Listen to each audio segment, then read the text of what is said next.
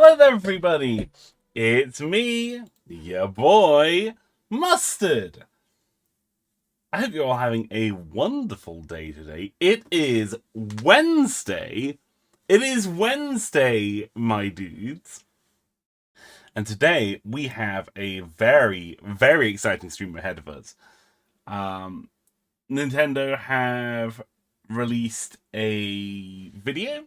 It's about 13 minutes long, talking about their new museum that's opened in Kyoto, and I can't wait to learn more about it. I'm really, really excited. But, before the excitement overwhelms us, let's see who we've got in chat here today. We have Lemon. Great to see you, bro. I hope you're having a good day. Hope the weather's cooled down a little bit for you. We've got Arch. Arch in the just-in-time ready gang. Just squeaked in, just barely on time. Hello, Arch. I hope you're having a great, great day. And we got Freddy. Hey, bro. Welcome to the stream. I hope you're having a good day. It is Wednesday, or, as we say here on the British Isles, oh, it's Wednesday. It's Wednesday, isn't it? Hey. It's Wednesday. Good to see you, folks. It's been a bit of a funny day for me. I ended up having a really, really late night last night. For those of you who don't know, I work the night shift schedule. So usually I'm in bed for like 9 a.m. Usually, something like that. But I ended up staying up way, way later to do a bunch of gardening stuff before it rained. And like I cut the grass earlier on. Like I used the lawnmower. I got the lawnmower out. And like, cut the grass. And it was a dusty boy. It was extremely dusty. And I really was thinking about it. I was just like, having a lawn is a super weird thing to do. Because you grow this plant life, right? You grow this plant. And you purposefully then use fuel, either in the form of electricity or petrol or whatever you use, to then cut it just as it starts, thriving and living. And then you deal with it like looking all cut up and messed up. I think that's really weird. It's weird that we do that with lawns. We don't, because I know, like with flowers, you want to trim them a little bit, and you do that with trees and things like that, just stop them from getting too overgrown. It's just very, very funny to me that we do it with such almost like religious fervor. It'll be like, well, it's Wednesday, time to cut the lawn, and it's like, we'll just do it. We'll all do it. It's just a societal norm where everyone in society will go, all right, I own grass. Time for me to cut it. So, yeah, it's a weird cult. We're all part of a weird grass cutting cult. Ash says at least the lawnmower wasn't musty. It's true. I'm also part of the grass cult. Hashtag grass cult. Hey Andrew, great to see you, bro. Hope you're having an awesome week. Hope you're taking it easy. Chilling like a villain. Having a good time. My dad's lawnmower is broken. My lawn's overgrown. No. Overgrown lawns can suck. Like for me, because I have hay fever that's specifically for grass pollen. I keep the grass cut just because otherwise I'll get really bad hay fever. But I kind of wish I just had like meadowland instead of grass. So like I wish I just had like wildflowers growing there. Yo, it's Ray.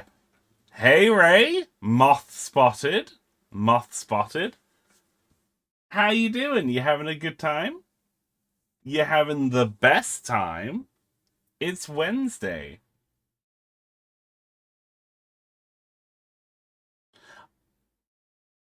I like to think you're only this enthusiastic. I like to think you're only this enthusiastic for only me. Yes, that is how it works.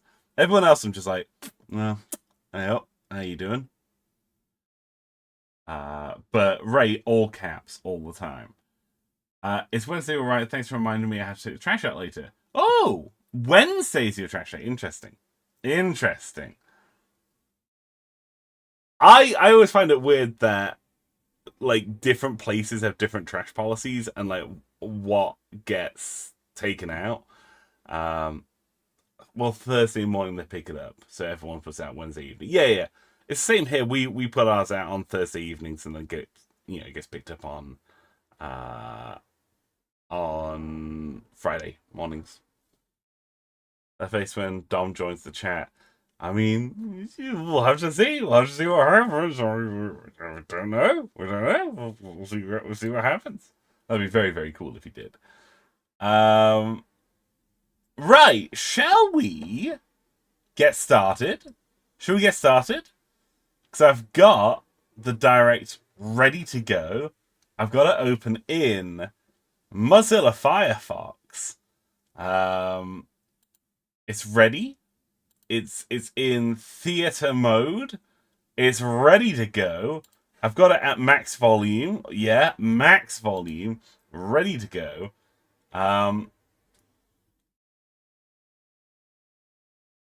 Let's do this. Let's do this thing. We're gonna yeah, let's fade this bad boy in. Check this out. Whoa.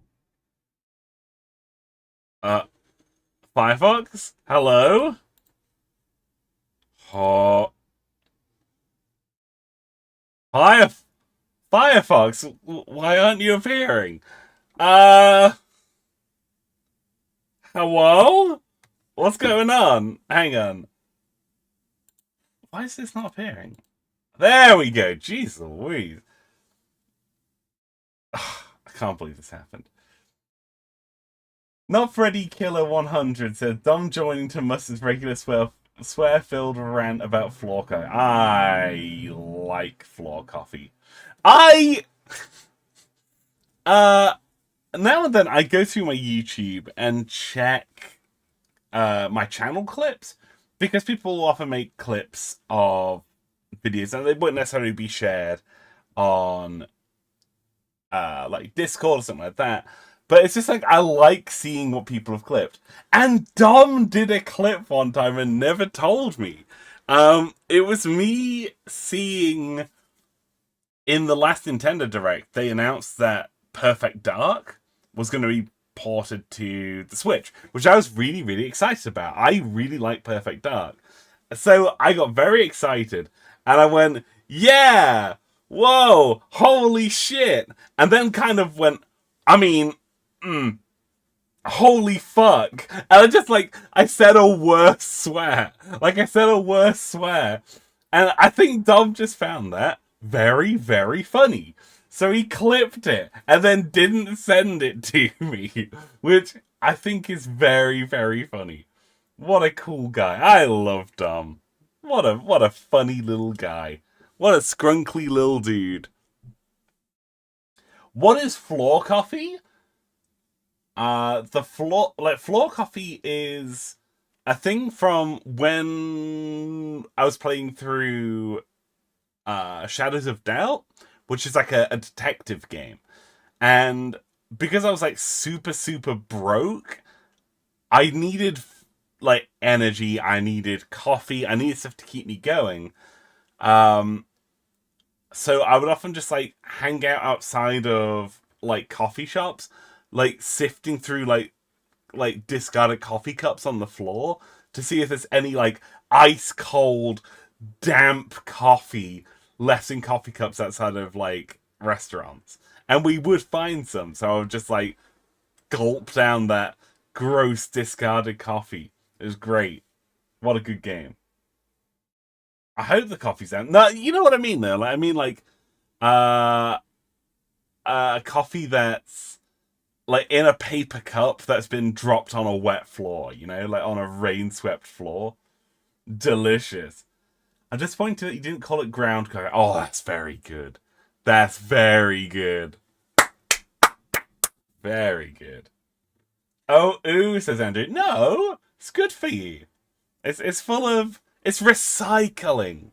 It's recycling. I'm something of an environmental activist myself. And by that I mean I drink discarded coffee. Aren't you worried about getting sick? No, never, never. Always drink floor coffee. I should be clear. Don't drink floor coffee in real life. Don't drink floor coffee in real life. It's kind of gross. Like, don't do that. It's okay to do in video games, but probably don't do it in real life. It'd probably be a bad idea. Yeah, it's probably not good for you. I don't know. I'm not a doctor. I'm not a doctor. It might be the best. Like, okay, here's the thing. It might turn out that, you know, that like with toothpaste, that they're like, oh, 9 out of 10 doctors say that toothpaste is good for you. And then there's like one dentist who's like, actually, I think that Colgate is awful. You should rub honey and vinegar into your gums. Like, I don't know. Like, I like to believe I'm that one doctor who says that floor coffee's really good for you. You know? Like nine out of 10 doctors would be like, oh yeah, don't drink floor coffee. But I'd be like, do it. It's full of backwash, nourishing backwash. I just got major deja vu. Oh. Have you been watching a lot of Initial D recently? That was stupid. That was a stupid joke. Let's watch the museum direct. Let's do it. I've got it set up. I have watched none of it. I know nothing about it. We're just gonna go in fully blind. Okay? Let's do this. Ah! 皆さんこんにちは、宮本です。 I'm 今回は Imoto. オープンに向けて準備中の任天堂ミュージアムからお届けします。私は今ミュージアムの入り口のレセプションエリアにいます。建物の外観はこんな感じになっています。 Very cool. もともとこの場所にはトランプや花札を作ってきた任天堂の工場があって、 No 子供の way! 頃は製品チェックをしたり、私もよく通っていた懐かしい場所です。たくさんのトラックが出入りした広場はマリオの広場に生まれ変わりました。 そしてこの度、長年任天堂製品に関わってきたこの場所をミュージアムとして再生しました。今日は任天堂ミュージアムがどのようなところなのかを駆け足でご紹介したいと思います。それでは、中へどうぞ。 Hang on. Miyamoto, I'm sorry, Miyamoto. I'm sorry. I'm sorry for interrupting you. I'm very sorry. Hang on. Yeah, there we go. There. Oh no, I'm frozen. No, I'm good. Okay. Sorry. I'm gonna be very small. I'm gonna be over here. Okay. That's where I'm gonna be. I'm gonna be hanging out over here in the bottom right hand corner. I forgot about the PNG tuber. There we go. Ray says, Miyamoto called me and he says, you're fucking dead, son. You're fucking dead. It's true. He's sending assassins my way right now. Right, let's do this. Yo, look at this!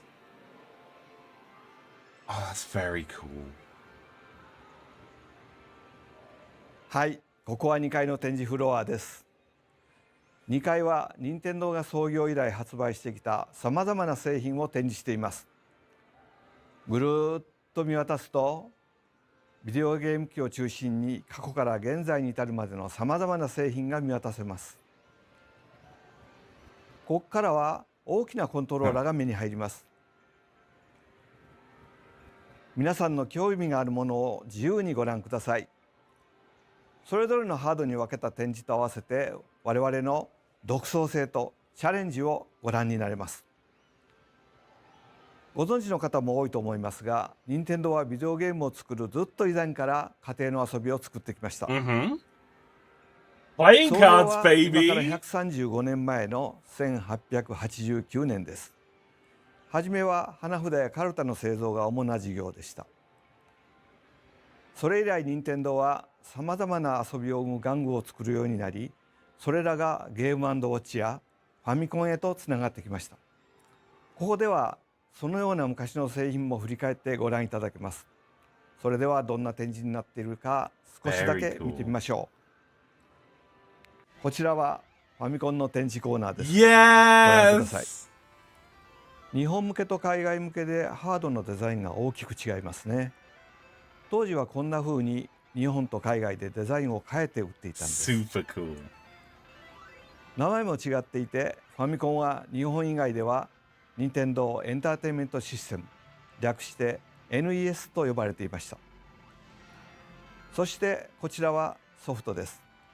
日本向け、北米向け、ヨーロッパ向けでパッケージのデザインや大きさも違いますね。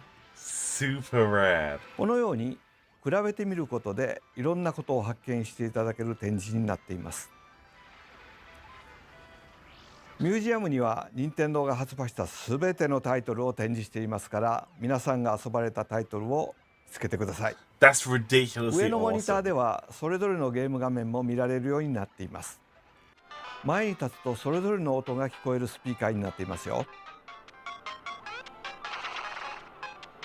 では別の展示コーナーもいくつか覗いてみましょう。 I'm just going to pause for 1 second.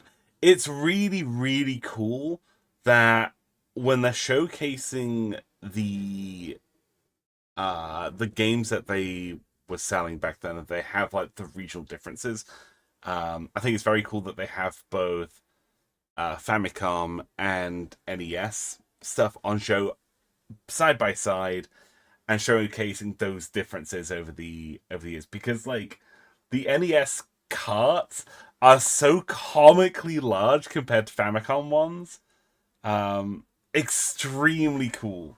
Extremely cool. I really, really like that. What an awesome thing to showcase. And like showcasing like the subtle differences between like PAL region stuff and like US stuff. Very cool. I like that. That's a really, really cool thing to showcase.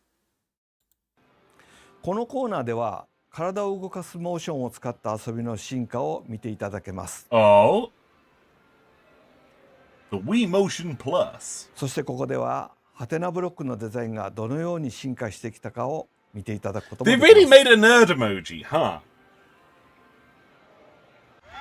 このコーナーではそれぞれのハードのたびにスーパーマリオやゼルダの伝説などの画面の進化を一気にご覧になれます。さてこちらのコーナーでは多くの皆さんが知らない任天堂がビデオゲームを作る前の時代の製品を展示しています。これはコピラスといってジアゾ式のコピー機です。こちらにはママベリカ、ベビーカーがありますね。 Super cool. 任天堂はトランプや花札に始まり、ボードゲームやラジコンカー、バッティングマシンなどいろいろなファミリー向けの玩具を作っていました。そしてこの光線銃が一つの転機となり、ゲームセンターなどのゲーム機を作り始めたんですね。これは任天堂が初めて作った家庭用のビデオゲーム機、テレビゲーム6と15です。ちょうど私が入社した1977年に発売されました。That's 一 so つ一つの製品 cool. を見るとユニークな製品作りを続けてきたことがわかります。このようにミュージアムの2階では任天堂の過去の製品をたくさん展示しています。そして遊びがどのように進化しつながってきたかをお見せします。今日お見せしたのはごく一部ですから、ぜひ実際に見に来てください。では1階に移動しましょう。1階は違ったエリアになっていますよ。はい、1階に降りてきました。ご覧の通り1階 I'm sorry. I don't know why they got me. Like, just like the smash cut. Like the smash cut to him being there and just going, hey, we're here on the first floor, baby! Like, I don't know why that got me so much. That's really funny. I don't know why I found that funny. Holy shit. Very good. Very good. This is super cool. Really, really incredible. の中央は巨大なモニターになっています。こんな感じで皆さんもこのモニターの上に乗って百人一首を遊んでいただくことができます。スマートフォンと組み合わせて遊びますよ。このようにミュージアムの1階のフロアはインタラクティブに体験ができるエリアになっているんです。過去に任天堂が作ってきた製品を今の時代によみがえらせるとどんな遊びになるか、そんなテーマで8つの体験を作ってみました。ミュージアムに入るときに渡されるこの入館証にコインが入ってるんですが、体験にはそのコインを使います。今日は8つある体験の中から3つを紹介しましょう。Okay. さあ、こちらは小さな部屋がいくつか並んでいますね。どんな体験ができる Get ん in で the しょう。 cages, folks. ここは1968年に発売された Ultra ウルトラマシン Machine. が体験できます。 Ultra Machine. ウルトラマシンはピンポンの球のようなボールを自動で投げてくれる部屋の中でプレーできるバッティングマシンでした。Oh, let's 私が入 go. 社したのは改訂版のウルトラマシンデラックスが発売される年でした。少しだけ仕上げに関われました。その頃は社内にプレールームというのがあって、昼休みにはアーケードゲームやウルトラマシンを遊んでいました。こちらに並んだ部屋は当時の家庭を再現しています。部屋に置かれているものが違うので、好みの部屋を選んでください。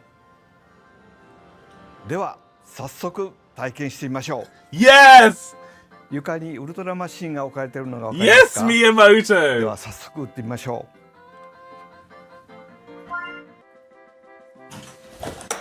あ、惜しい。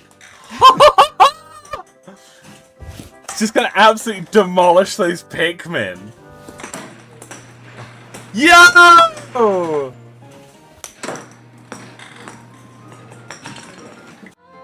部屋の中にあるいろんなものにボールが当たる That's と so いろんなリアクションがあり cool. ます。左右に打ち分けてみてください。では次に行ってみましょうか。こちら I は love ザッパ this. スコープ SP という遊びです。任天堂は1970年代にレーザークレイというボーリング場を改造した業務用のシューティング場を展開していました。このレーザークレイを今の技術で体験できるように作っていたのがザッパー&スコープ SP です。最大13人まで一緒にプレイできるので、 They've 今日 got はミュ the ージアムのスタッ super フの皆さんと scopes. 一緒 Let's にプレイしたいと思いま go. す。光線銃は2種類ありますね。片手で素早く撃てるザッパー、そして照準がついたスーパースコープ。 Yes. Oh, こ it's の so どちらかを選びま good. す。 NES の光線銃とスーパーファミコンのスーパースコープを復元してみました。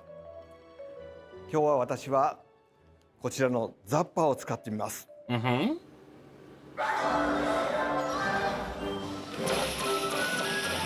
Awesome.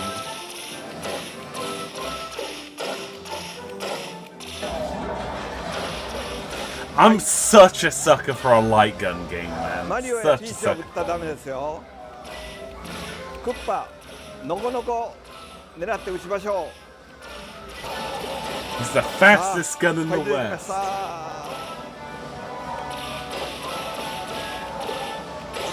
どんどん撃って。 This rocks so much. What a great idea. ホーム兵が飛んできてます。よし。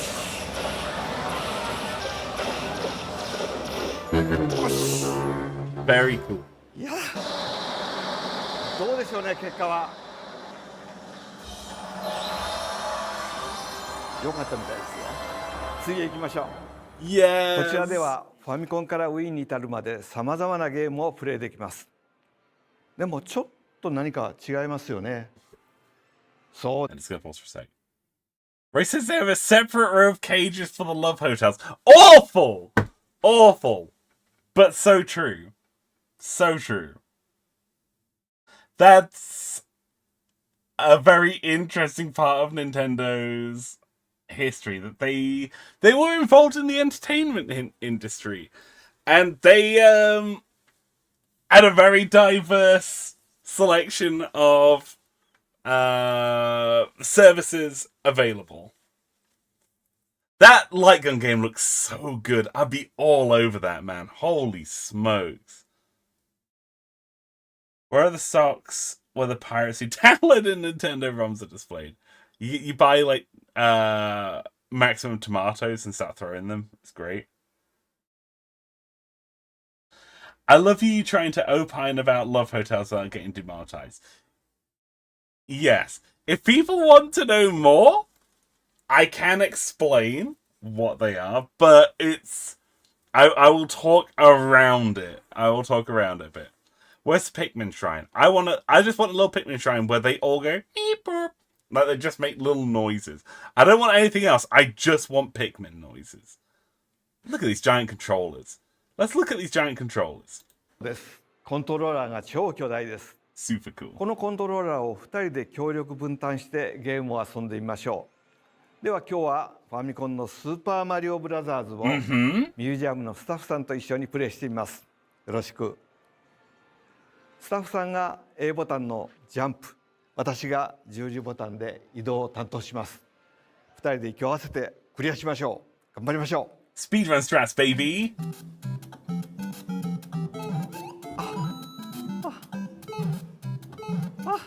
Oh no. Yes! This is great.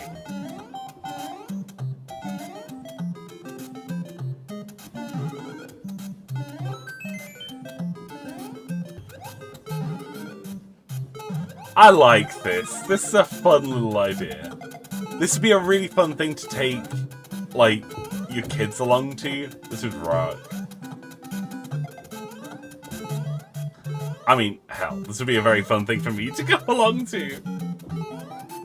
やったー Well done! いい出しです。やりました。2人で声を掛け合いながら分担して操作すると全く違った体験になりますね。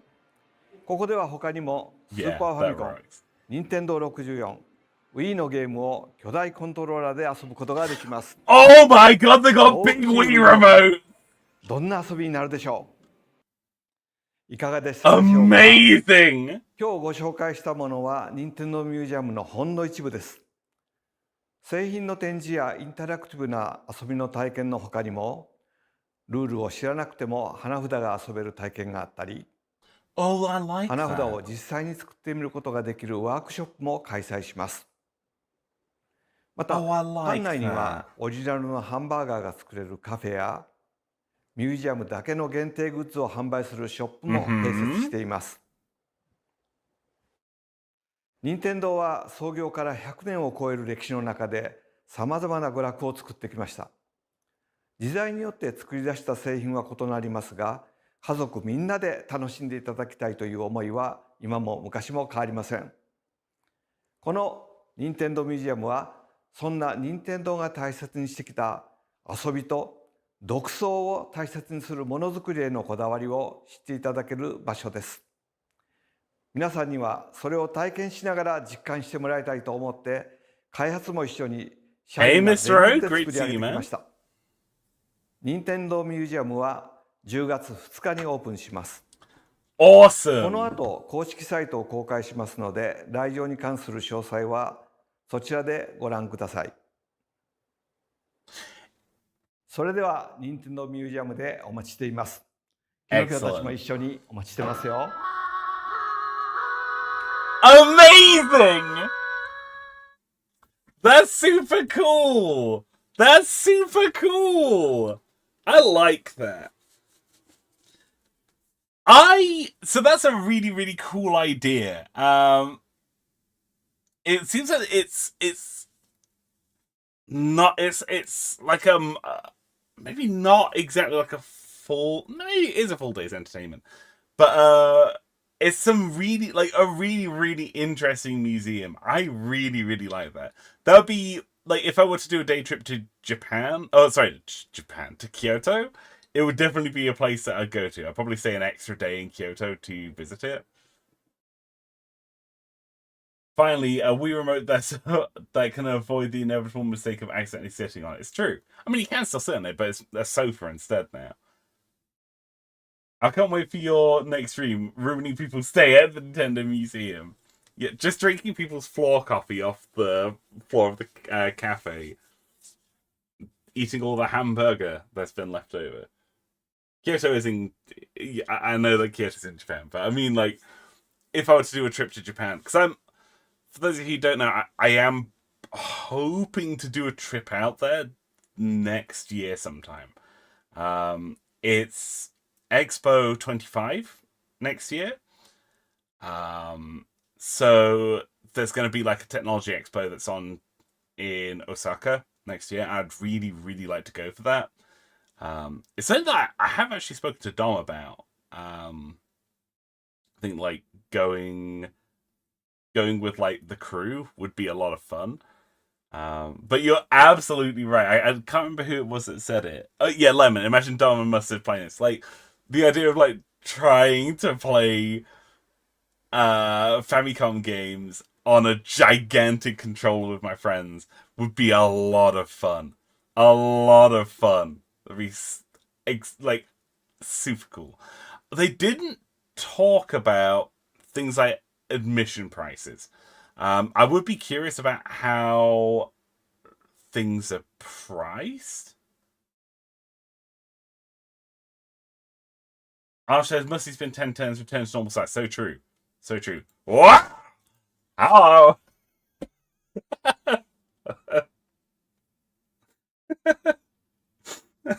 I'm big. Yeah, I'm gonna shrink myself down a little bit. There.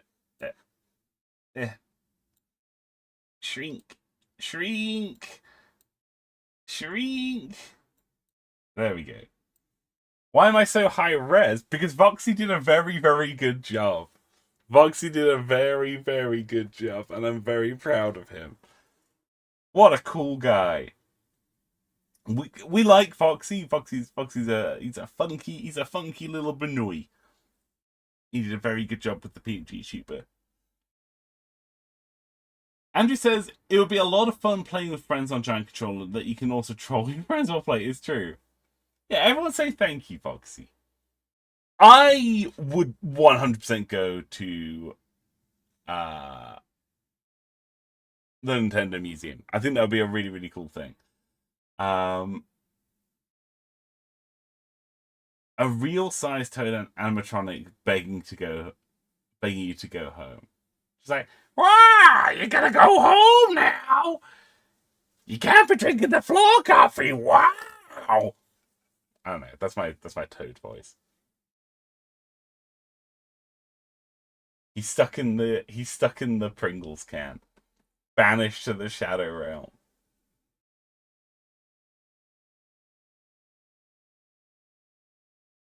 Archers, you mean hotels are so good that people love them, right? Yeah, definitely. Did you almost say Homer? No. Definitely didn't get confused because my Toad voice and my Marge Simpson voice are very, very similar. No idea. No idea. No! No, Lemon! Doesn't sound like... No! No! I still feel like Mario Kart 64 Toad voice clears. Yes! I think I agree. I'm gonna drop a hot take here. This is gonna be my lava hot take of the day. And I don't think I'm gonna be safe saying it with Freddy around. But I really like Mario Kart 64. I think it's actually pretty good. It's janky. It's extremely janky. But I really like it. I like Mario Kart 64. What a good game. I'm going to take a cheeky little sip of Diet Coke. Freddy says in all caps, "I knew you were going to fail me one day. I knew it. I knew it." Here's my horrid hot take. Nothing on N64 aged that well. I mean, yeah, I agree. It doesn't look good. It doesn't sound great and it doesn't play great, but I still really, really like it. A lot of that is to do with nostalgia. A lot of that is to do with me being like a kid playing it late at night one day with my friends. But I really, really like that game. Rubber banding's annoying. No, that's that's my argument. Just no. The N64 NPCs are super hard to beat. Yeah. Hot take: PS1 good. PS1 very good. PS1 very, very good. I the PS1 was like the first console, like the first proper console that I had. When I was like young, my dad, because my dad used to do a lot of business over in East Asia, and when he was overseas one day, he went to Hong Kong and bought a Game Boy. And he bought a Game Boy with the purpose of having something to do on these long flights, because this was kind of prior to the time of having like in-flight entertainment, like having like a personal entertainment system a plane. Basically, just didn't exist. That's like space age super tech right there. So my dad bought a Game Boy Pocket. It's like one of the little yellow ones with a copy of Desert Strike on it. So you play Desert Strike for these long flights. Like Desert Strike and like Tetris. You play those. And I was just super, super enamored with it when I was a kid. So I remember my dad bringing this home with him from Hong Kong. And I was just like, whoa, what's this thing? Because I'd literally never seen a video game prior to that. And it was shortly after that that we got a PS1. We got a PlayStation 1. And I remember having Bubble Bobble and like Crash Bandicoot when I was a kid. I'm really, really liking those games. Super, super red. Tad old, in it, mate. I'm officially gonna be old on my birthday this year. I'm not looking forward to it. I'm gonna be an old man. I had a horrifying realization the other day when I was at work. I was adjusting my hair because I tie my hair back when I'm at work. Uh, Fuck off! I'm not gonna be 40. I'm not gonna be 50. No, I'm not. Okay, I'm not that old. Okay, I'm not that old. Um, but when I was at work, I was tying my hair back the other day, and I spotted that I had a grey hair on the side of my head, and I was very, very, very upset about that. Oh, awful. It's old. I'm an old man. I feel time taking my bones and whisking them off to the shadow realm. I'm not going to be 37 or 35. I'm not that old! Don't bully me! Don't bully me! Ray says, that was such a genuine fuck off that it made me jump. I was playing my game, I literally did a double take. I'm not looking forward to being old. I'm not looking forward to it. It's fine. Actually, I kind of, at this point, I just want it to be over with, so that way I can be like, I'm a guy. My main thing is that I just don't have my shit together nearly enough to be the age that I am. But I think that's the thing that I've realized as I've got older is no one knows what they're doing. No one knows what they're doing. They're all kind of just making it up as they go along. And when people are like, "Oh, I'm adulting," it's like, yeah, we're all making it up. No one knows what they're doing. We're all making it up as we go along.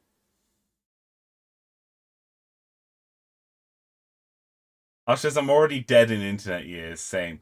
I Yeah, because I think I've told you how old I am. Actually, like I think right. Um, and we're like similar ages, and I'm just like, oh, old. I'm an old man. Mr. Rose says, I understand you, Musty. I was born at the end of the SNES and at the start of the N64/PS1. Yeah. I remember friends having uh like like Sega Master Systems and like a SNES when I was a kid, but it was never really something that I grew up with. You know, it's not something that I had. It was mostly PS1 games that I remember playing. PS1 and Game Boy. I played a lot of Game Boy games when I was a kid. As many of you know, Pokemon was like my favorite game when I was growing up. Played a lot of Pokemon. Um, I basically bought and played every Pokemon game up until X and Y. X and Y was my last Pokemon game. I just kind of fell off the train there. Yo, hey Panic, great to see you, man. Hope you're having a great day. We're just talking about video game history. Ray says, on today's stream, Mustard learns about the Nintendo Museum and proceeds to have a midlife crisis. If this is my midlife, I'm very upset. So when are you going to turn to dust, old man? As soon as, Kara does me the big kill? That's an Undertale reference. That's an Undertale reference. Andrew Stanley says, I wasn't allowed to play Pokemon? What do you mean? What do you mean you weren't allowed to play Pokemon? I don't understand. So you are like 60? No! No! No! I'm more meaning in the sense that, like, it wouldn't be a very long life if this is my midlife. But yeah, I get what you mean. I need to get my shit together. The GameCube's like 22. Oh! Oh, God. Hang on. How old's the Wii? How old is the Nintendo Wii? 2006? It's old enough to drink! It's old enough to drink and vote! What? No! No! No! Awful! This can't be happening to me! No! Ray says the Wii is now older. Is older now than the SNES was when the Wii came out. Oh. The Wii can be considered retro. Oh. Stop! Stop! I'm already dead! The psychic damage being dealt to me is unbelievable. And she says, because of the pocket demon and my mum didn't allow it. Right. Okay, gotcha. Understood. I feel old that I remember the launch of the Wii. I remember the launch of the Wii. I had just... I remember it coming out right as I started like high school here in the UK. Or like around that time, you know? And I remember there was a girl that I was dating back then. And I remember like she was like, hey, do you want to come over to mine? And I was like, yeah, that'd be great. So I went over to hers, had like a dinner with her family. And afterwards she was like, hey, we've got a Nintendo Wii. And I was like, no way. Because like, this is one that it like was sold out everywhere. You couldn't buy a Nintendo Wii. They were sold out everywhere. Demand was super high. Supply was super scarce. And I remember just losing my freaking mind playing the Wii. And it was just like Wii Sports. You know, it was just Wii Sports. But I remember us playing like tennis and baseball together. And it just was so much fun. It was so much fun. But like at that point, any pretense of it being a date was just out the window. It was just out the window. We were playing video games at that point. I was locked the fuck in. I was super locked in playing baseball. Freddie says not interested, more interested in the Wii than the girl. Literally, yes. I was just like super into it. Very, very excited. Here's a fun one. 2009 was 10 years ago. Was 5 years. Ugh. It hurts. It hurts. I used to have Mitomo. That was my Facebook. Sorry. I used to have a Mitomo. That was my Facebook. We didn't have any Fortnites or Skibbities. Not even GBG. Shocking. Absolutely shocking. Do you know MCM was released 40 years ago now? Like, ancient geriatric mousy doing like a retrospective video being like, I remember being introduced to Meowsy, who unfortunately passed away 7 years ago after an ill-fated bank robbery. I remember them. We went out for beers after the production of the game had wrapped up, and it was wonderful. So good. That's what Mousy sounds like, apparently. It's like the scene in Ratatouille. It's true. Nintendo Labo is old enough to play with Nintendo Labo. What? Wait, hang on. How old is Nintendo Labo? When did that come out? Like, Labo to me sounds like feels like a thing that only just came out, right? Hang on. When did Nintendo Labo come out? 2018. Okay, it's not as old as I was worried it was going to be. 2018. Yeah, that's fine. That's fine. 6 years old now. Yeah, so okay, wow. That's not too bad. That's not too bad. I remember voice chatting games with a new concept. Voice chat, like VoIP, like voice over IP, blew my mind as a kid. I think the very first game, because like when I was a kid, I played Civilization a lot. I really, really like Civilization, for those of you who don't know. And I played a lot of Civ 4. And I would play it with my uncle. And the way that we would communicate, because he would be at his house, I would be at our house, we'd be using like dial-up internet to play Civ. And the way that it couldn't have been dial-up, because we were on the phone. We were on the phone talking to one another while we were playing Civ. So it couldn't have been dial-up. It must have been early broadband. Like, we were using early broadband internet, and we used like landline telephones that we'd be holding to our ears while playing Civ. It was super weird. It was great. But when VoIP came out, I think the very first time I saw VoIP was on World of Warcraft.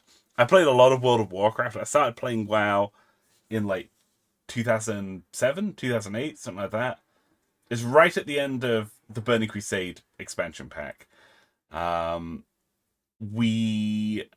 remember because I played World of Warcraft with my mum. My mum also played World of Warcraft. Like, I got World of Warcraft. She was really interested in it and just got a WoW subscription as well. But we had a friend who played WoW who was like really, really experienced with the game. And one time he was like, "Hey, do you want a voice chat?" So we used like our inbuilt, because like we were using like crappy laptops. You know, my laptop had a mic built into it, but it was like the tiniest, nastiest microphone you've ever seen. And because it was World of Warcraft, I don't think they had open mic. I don't think that was a thing. And like voice detection software wasn't really very good, so it was push to talk. And I would like hold down the Z key on the keyboard to let my voice go out. It was amazing. And it was just like this really, really amazing thing for me, you know? It was super cool. Really, really good fun. Oh, Mumstead rocks. Like, Mumstead's really, really cool. She's been playing... She, like, plays a lot of video games, but she's been playing... What she's been playing lately?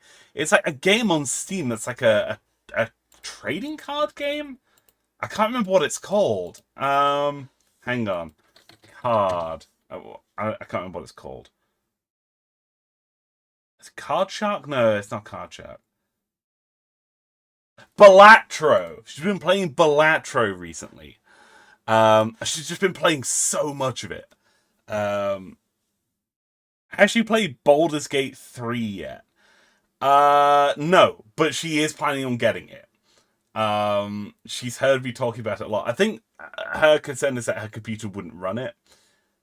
She has a really good computer. I'm like 90% sure she'd be able to run it. But I think she's also aware of the fact that it would absorb her life. So she's like, I've got to be real careful with it, you know. So she plays a lot of games which are like a bit. I say casual games, but that's not really what I mean. I mean like games that you can play for short stints of time. She used to play a lot of Binding of Isaac. She played a lot of Binding of Isaac. She played and still plays a lot of Heroes of the Storm. She used to play Heroes of the Storm competitively. Like, she's really, really good at Heroes of the Storm. Like, super, super good at that game.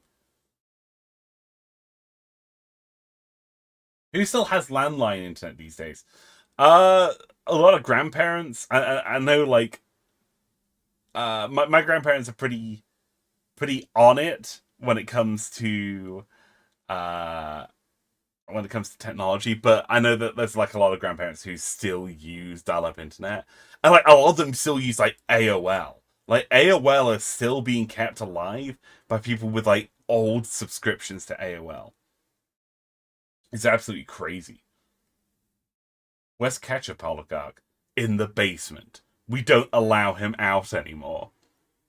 He has to stay down there and think about what he's done.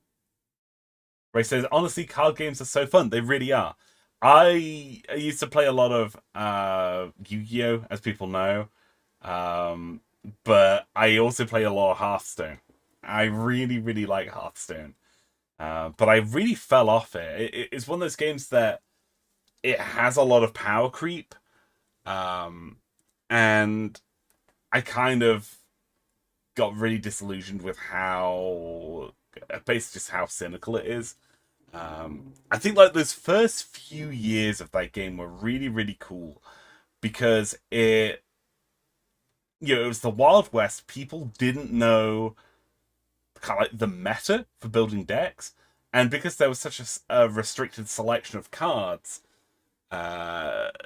you kind of would just you would try and build decks to a theme. I remember like Murloc decks being really, really common, but they weren't like good. They weren't good. They just kind of like bum rushed your opponent, and they were cheap to make. You know, really good fun. I like Hearthstone. What a good game. Like Lyman from Garfield. What did he do? What happened to Ketchup? I mean, unspeakable crimes. That's why he's down in the dark, locked away, sealed away for all eternity, like Exodia the Forbidden One. My mum sounds cool. My mum rocks. She's really cool. Really, really rad person. She plays a lot of video games. I think she's a lot of the reason why I am a massive dork. But we play video games together now and then. We play Heroes of the Storm together. And she just carries me the whole time. She's great. She's really, really cool. Love my mum. What a cool... My mum. What my favorite guy. What's Heroes of the Storm? Oh my gosh. Okay, right. I should have been talking about something people don't know what it is. Heroes of the Storm is a MOBA made by Blizzard Entertainment. MOBA is like League of Legends and Dota, that sort of thing, you know? So it's like a lane-based combat game, you know? It's about like XP grinding, and it's like short battles. They're like 30 minutes long at most, where you play as a hero. And these heroes are like good at different things. Hey, Mr. O. Yeah, I'm talking about heroes, man. I'm talking about Heroes of the Storm. Someone asked, because like my mum plays Heroes of the Storm, and she's really, really good at it. She's really, really good at hearts, man. But yeah, it's... For me, I've tried playing things like League of Legends and Dota, and I've just bounced off them. They're just not for me. I get why people like them, but they're just, it's not for me. Heroes, I think, is the first MOBA that I've ever played that I actually really, really like. I think a lot of that is down to the fact that it's got a really fun progression system in it.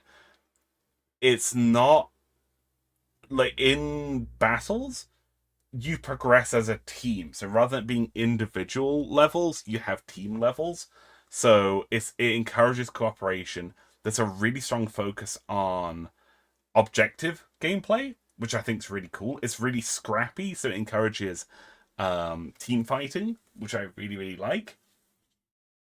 Uh, and it's Blizzard IP characters. So they're all characters that I know and I really, really like.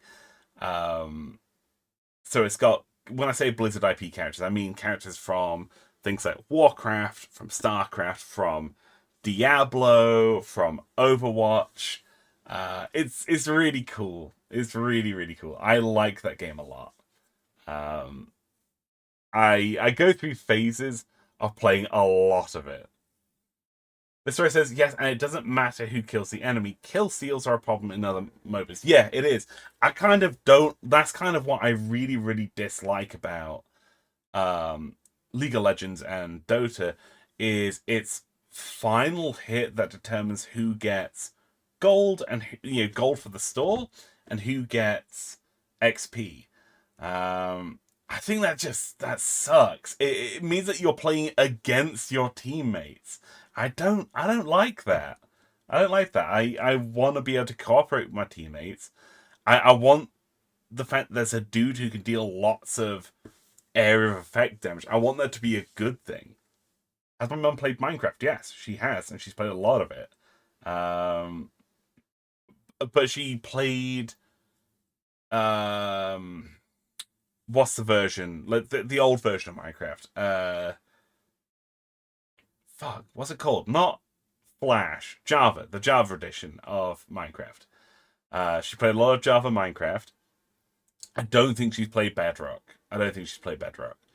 But yeah, we used to play it together. Like myself, my mum, and my sibling, we would all play Minecraft together. It was a lot of fun. Like, it was fun. Legacy Console Edition. No, on computer. On computer. My sibling would use a laptop. I would use my old gaming PC, and my mum would use her gaming PC. Java player. Does my mum have a phone number? She does. Yes, she owns a phone. Um, I should be clear. We haven't played Minecraft together in a fair while. My mum has played Minecraft, but hasn't played it in a fair while. My mum played a massive cheese maze. I heard it's very addictive and a giant time sink. She hasn't. No, she hasn't played GBG. She's aware of GBG because, like, obviously, whenever Dom and I are hanging out, we'll talk about GBG, and as a result, I've spoken to my mum about GBG a lot.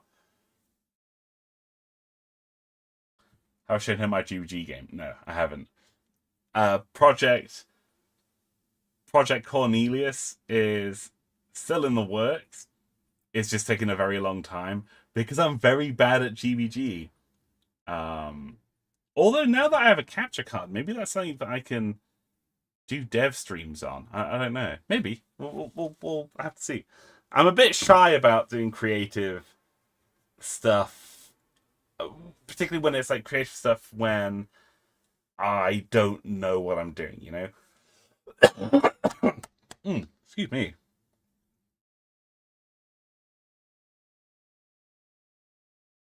Oh, big cost. Big cost. Do I need a beta test it? It's nowhere near beta readiness yet. Nowhere near ready. I've bit off way more than I can chew.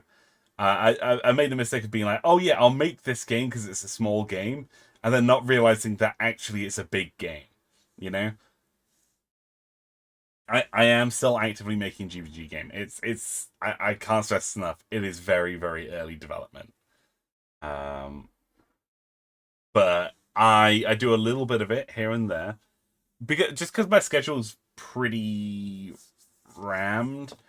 I do my best to just do a little bit here and there, but I find like with those sort of things, you kind of get settled in to development. And it takes some while to kind of get warmed up, you know? Uh, it can. I find that progress can be pretty slow if I'm doing it in short stints, you know? I find like sitting down and really grinding away at it is more effective because you get into a flow and you remember what things are, you know? Everything's super fresh in your mind. Um, Whereas with doing short stints, I kind of can't get into the flow, you know? Just ask Mr. Owen, Zert abuse their time like the rest of it. It's true. I'm gonna be incredibly rude. I'm gonna demand help. I'm gonna go into the help chat on the Dojo Hub and demand help. I'm gonna at people. I'm gonna at people. I'm not gonna at. Don't worry. Um, that'd be awful. That's like okay. That's like one of my worst pet peeves is seeing someone who I don't recognize on the server atting someone who's very very knowledgeable. It sucks, and like demanding help from them because the people who are super helpful, so like people like Mr. O and Zer, and to be fair, the whole community is incredibly helpful, super collaborative. I can't get over how good the GBG community is in terms of cooperative help. Really, really good. But yeah, it really rubs me the wrong way when people demand help from someone who is like pretty famously knowledgeable. It's so disrespectful of people's time. Mr. Owens need a raise. They really do. Like you know that kind of that meme image of like technology is built upon loads and loads of stuff, and it's like this one teeny tiny like uh toothpick that's supporting everything, and it's like, oh, it's like a passion project made by one person and it's supporting this entire thing. That's like certain Mr. O's influence. Mr. O says, I don't get paid enough because I don't get paid. Exactly! You deserve a raise, man. You deserve such a raise. Lemon says, I haven't really been playing GPG in a long time. I could do name dropping, but when it comes to that, I shouldn't. Yeah, I'm not naming any names. Ray says, I'm going to give you a 4,000% raise. I heard that a certain rat can give coding tips if you send them a message via dark magic, aka DM. That's good to know. I shall bear that in mind. So that's a GBG genius. He really is. Super, super knowledgeable. Wait, what's GBG again? It's a thing that people allegedly... that apparently there's a blue spaceman who streams it and definitely does stream that game. I'd kill for another game with Archville. I would too. Arch games are so good. I love seeing the things that people make in GBG. It's actually crazy what people have been able to make.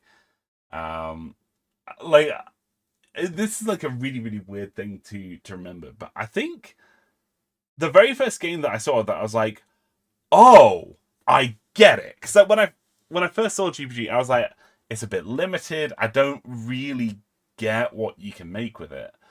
But I remember seeing, I think there's a game by AO.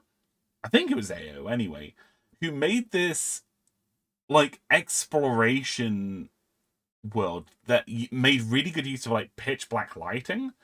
And you had like spotlights to like light your way, and everything, all of the models and creatures that you come across were just drawn in white. And I remember just being like, this is really cool. Like I've never seen a game presented in this way. And it reminded me a lot of like I saw a game recently, Cryptmaster.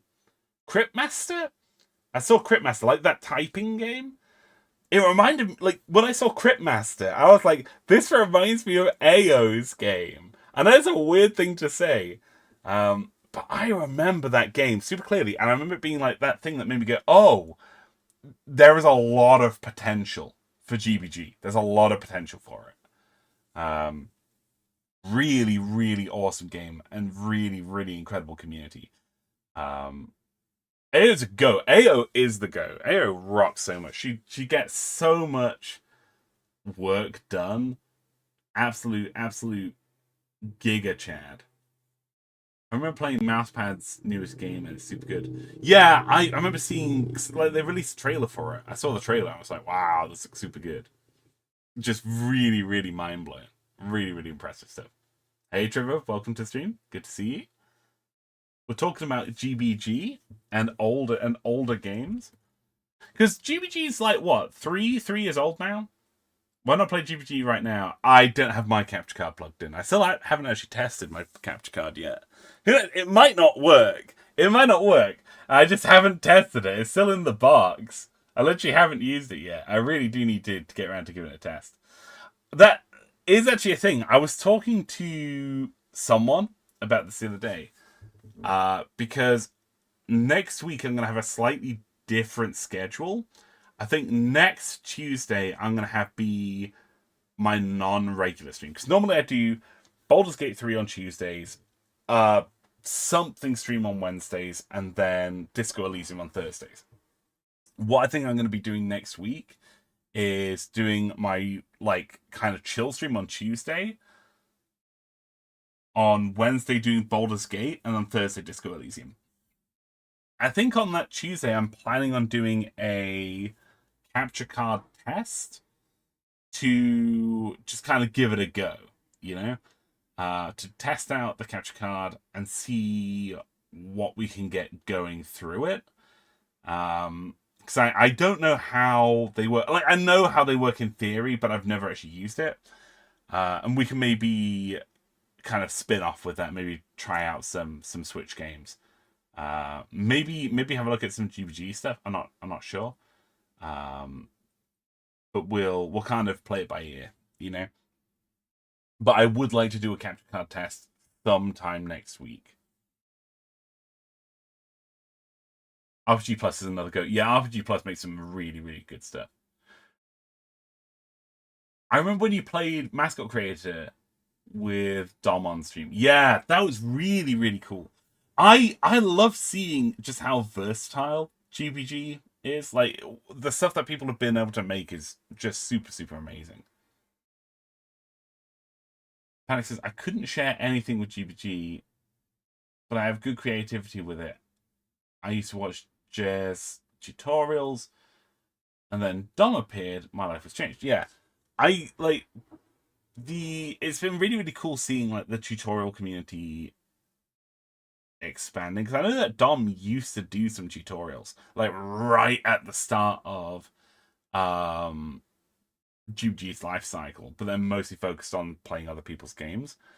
Dave Nodon, absolute champ. It always makes me so happy when I see that he's uploaded something, because he works really hard.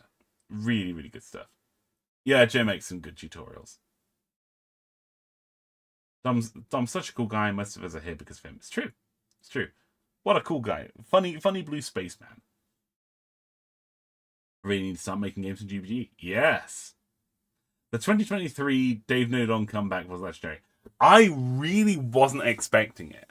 I kind of thought like, okay, Dave Nodon's like basically just done with making YouTube content. You know, he did some stuff when he was like super passionate about it, and then kind of stepped back. And I fully get that. But when Dave Nodon made like his epic return, riding in on the back of a steed, I was like, this is unbelievable. Like I could just imagine like a heavy metal like awesome soundtrack playing like when he came back. Just astonishing.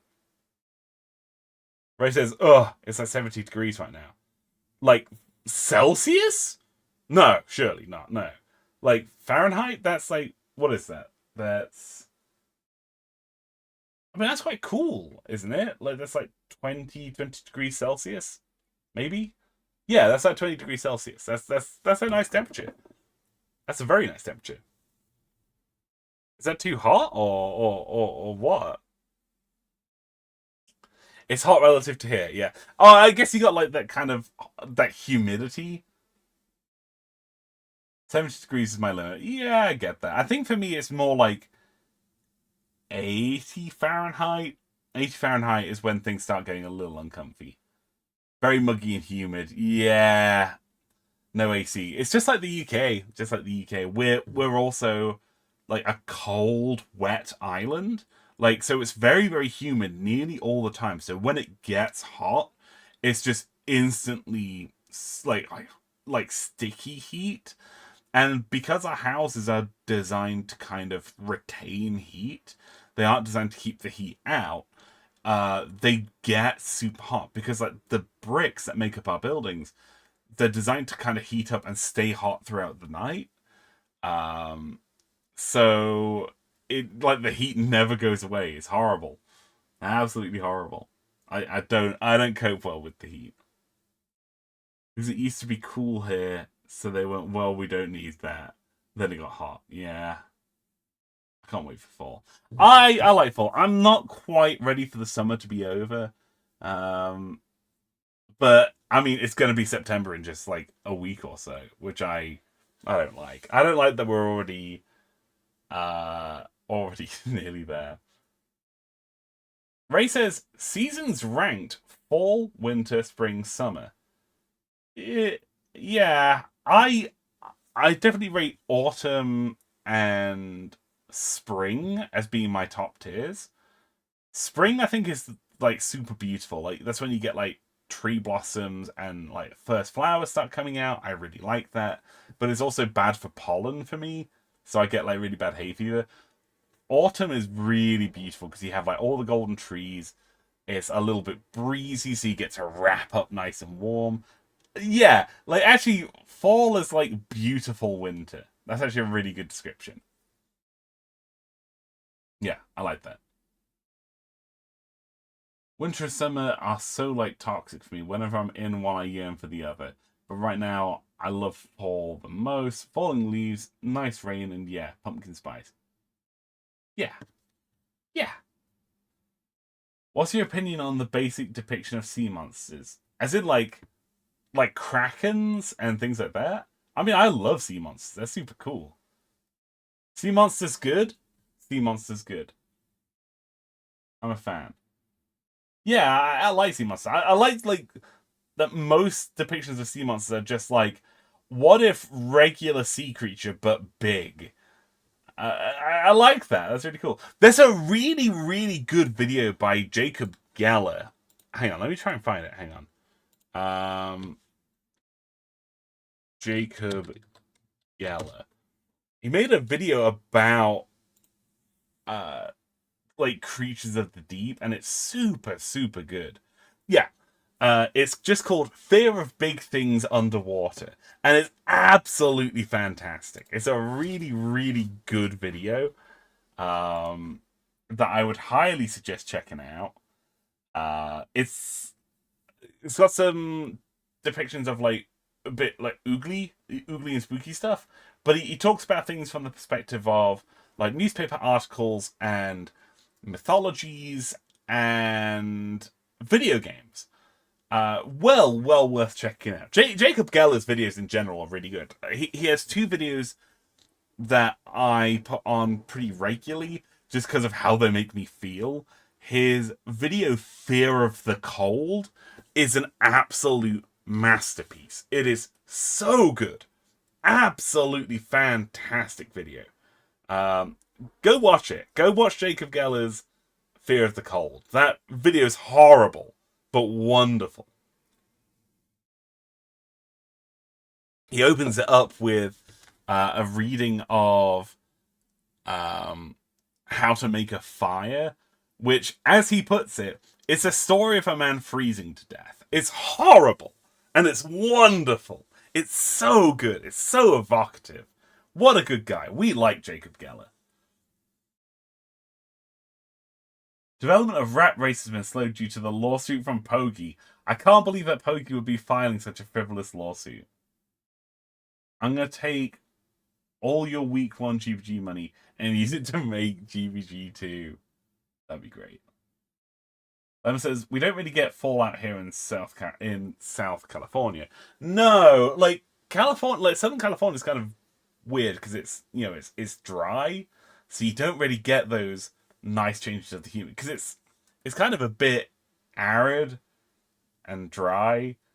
Yeah, I guess you wouldn't get like the traditional like temperate, cool autumnal weather. Man, I like fall. I think we're maybe going to move on at this point. We're still going to continue chatting, but I think it would be a lot of fun to chat while visiting a black hole. You know? I think it would be a really, really cool idea for us to go and visit a black hole together and get a little bit skeeved out by swirly whirly, spacey wacy stuff. So, what we're going to do is I'm going to throw up the drink break screen in a second. We're going to go get a top up, maybe get a snack. I would encourage you all to do the same thing. And then when we get back, we're going to play some Elite Dangerous. We're going to play some Elite Dangerous, which is a really, really cool space game. I streamed it about a year ago. I had some technical difficulties with it, but I'm fairly sure they've been solved. If they haven't, we can figure it out. But we're going to play some Elite Dangerous, and we're going to go to space. We're going to go to space and go see some swirly whirly stuff. If anyone has any requests, if people are like, oh, this is a really cool like space thing that I like. So if you're like, oh, I really like asteroids, or I really like I like black holes, or I like ice giants, or if you're like me and you're like, Jupiter is a cool planet, just let me know and we'll maybe do a trip out there. We'll do a trip out. I really like Pluto. We'll go to Pluto. We can go to Pluto. There'll be no trouble at all. But I think like going out to a black hole, that would be a really, really cool thing to do as well. I know where one is as well. I maybe about 2 years ago, Dom and I did a trip out to a black hole. We went out to the black hole in the Maya system. We can go to the sun. We can go to Mars. Yeah, absolutely. We can do a trip. Actually, we could just do a trip to the solar system. That actually might be quite fun. Yeah. Okay. Yeah. All right. We'll do that. I'm gonna throw up the drink break screen. I'm gonna put on some music, and I'll be back in like 3 or 4 minutes. Okay. If you want to go get yourself a drink as well, now would be an excellent time to do so.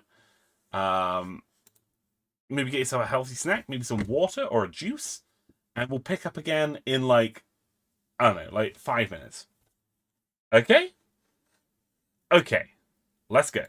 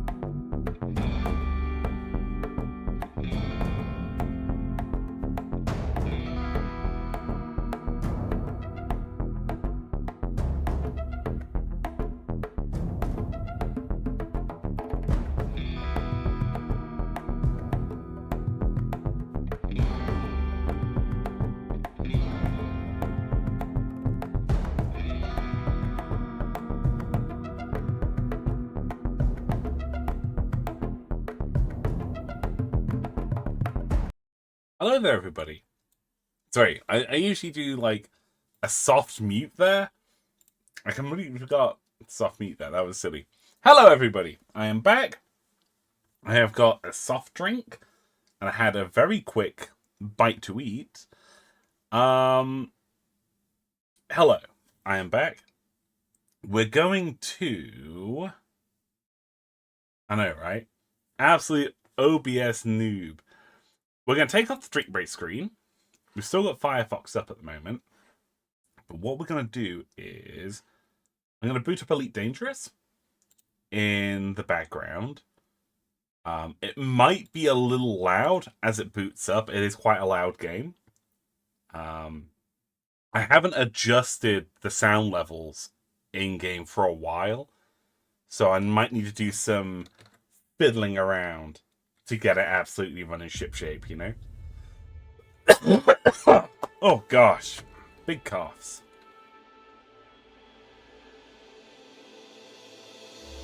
Okay, good. Oh, God, it's loud. Oh, God, it's loud. Okay. We're going to get rid of Firefox. And we're going to get up... Elite? Will this be detected? Yes! Okay, good. Awesome.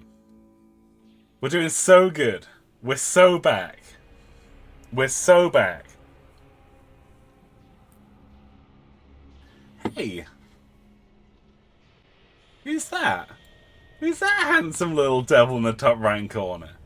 Who could that be? Ah. Ah. Wonder who that is.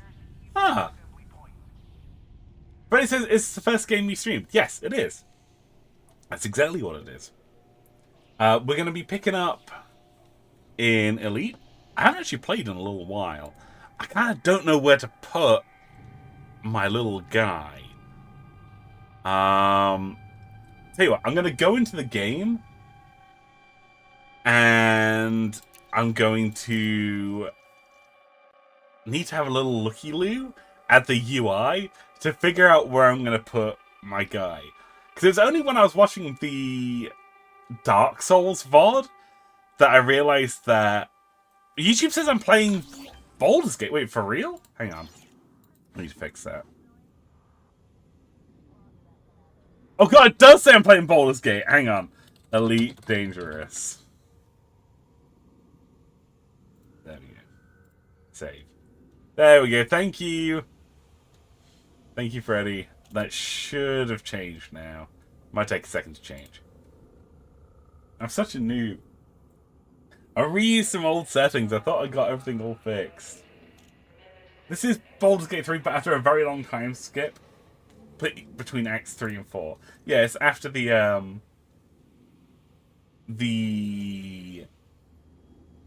what do you call it? The epilogue. Right, what I'm gonna do, I'm gonna... Wah! Wah! Wah! There we go. Doing good. I'll just hang out here in the top right corner, and maybe... Should I flip myself around? Now, transform... Flip vertical? Nope, that's not what I meant to do.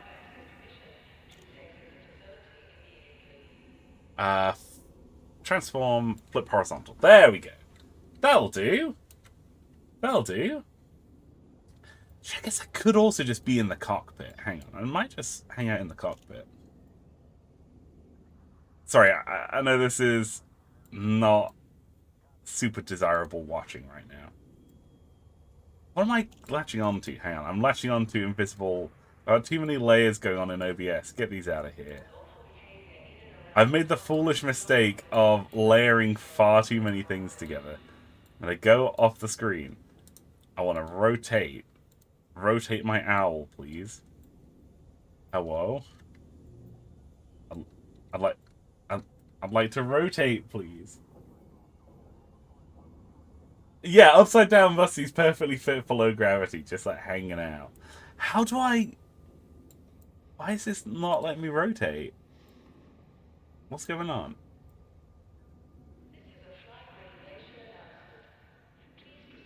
Mustard. Let me rotate you, you silly goose. I don't understand what's going on. Okay, hang on. Hang on. Rotate. Okay, that's not great. Okay, I'm gonna rotate one more time. Rotate. That'll do. That'll do. I'll just hang out down here. That'll do. I'm such a noob streamer. It's true. It's accurate. I guess I could just dupe it. That wouldn't be terrible. I'll just hang out down here. This is fine. This is fine. This is okay. This is fine. Right. We're currently... let me know how the sound levels are, by the way, because I do just have it set up for like single player gameplay at the moment. I do tend to adjust sound levels a little bit. Okay, that's all good. Let's... If we're going to do some travel, we probably shouldn't be in this ship. This is a combat ship. Probably not a great choice for exploration. This is my Mamba. It's a beautiful ship. It's called Doppler. What do you mean this is fine? Where's the fire? It's fine. It's alright. It's all good. We're going to go upstairs. We're going to get a new ship. Because it's occurred to me that my old exploration ship, the thing that I used to do long distance travel in, I'm almost certain it blew up. And I didn't get another one. So I need to get a replacement for it. So we need to head upstairs. We'll buy a new ship. And we'll outfit it for a bit of long distance travel.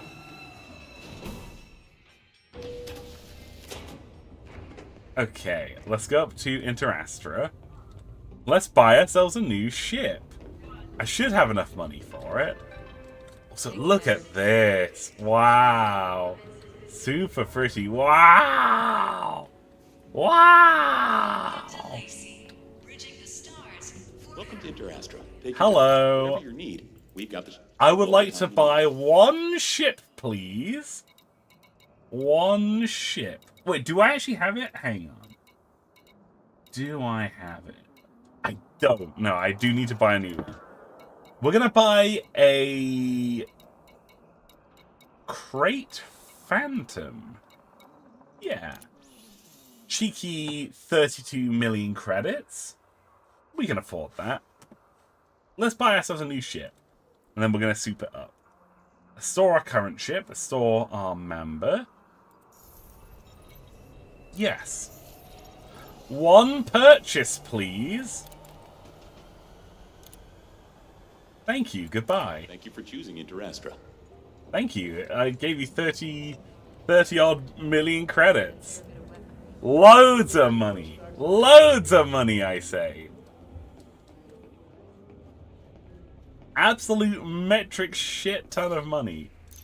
Let's go back down to the hangar.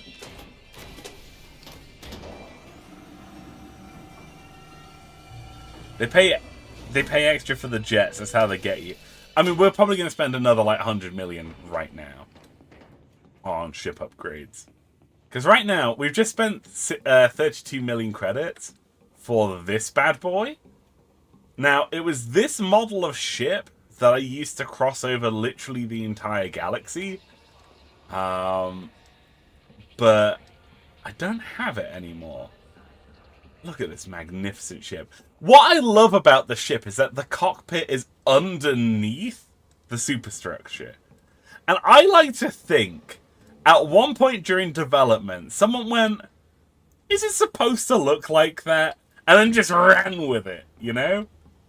Look at this, we got a little lift. That's going to take us up into the cockpit. Let's board. Board. And let's install some modules. We're going to spend a bunch of money on outfitting this ship. First things first. In fact, no, we're not going to do outfitting just yet. Then we go on to livery. because we need to paint this bad boy. Now, I already have a paint scheme bought for this ship, so we're going to use that. We're going to use Pharaoh White. Beautiful paint scheme. Absolutely beautiful. Let's go for purple weapon detailing and purple engines. Leo as the voice pit. The voice. That's good. We'll just get our elite tags on there.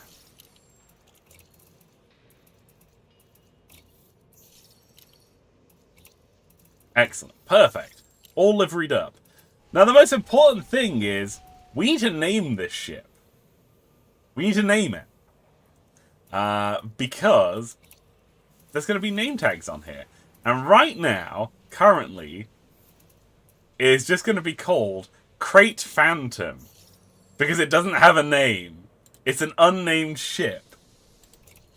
Does anyone have any suggestions for this ship? Any good ship name suggestions for this cool, sleek Starhopper that we've just bought?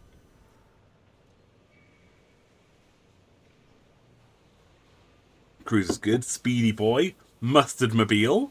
I like those. They're all good. Previously, I think I named the ship Cleopatra when I had it previously. Speedy Boy is good. Speedy Boy is very, very good. Although it's probably not going to be super fast. Starship isn't. Cruise is not terrible. Mustard Mobile. I do like Mustard. Let's call it Speedy Boy. Speedy Boy. Impeccable. Nice. Put my ship IDs on here. PCSMU. PCSMU. Very good. I don't own any bobbleheads, unfortunately. They're very, very expensive. I can't afford them. I can't afford bobbleheads. Sun Cruise is not bad.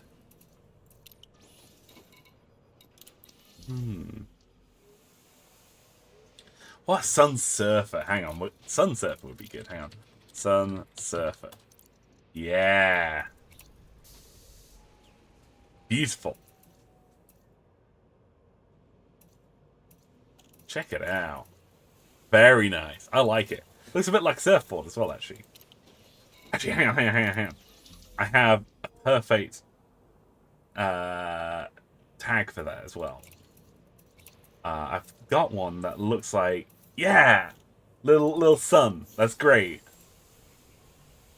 Amazing. Let's whack those on either side. Very good. Very good. Okay. Now, let's outfit this sucker. We're gonna, first and foremost, we're gonna sell off these guns. We don't need those. Get them out of here. No guns for us. No guns? I wish to be entirely disarmed.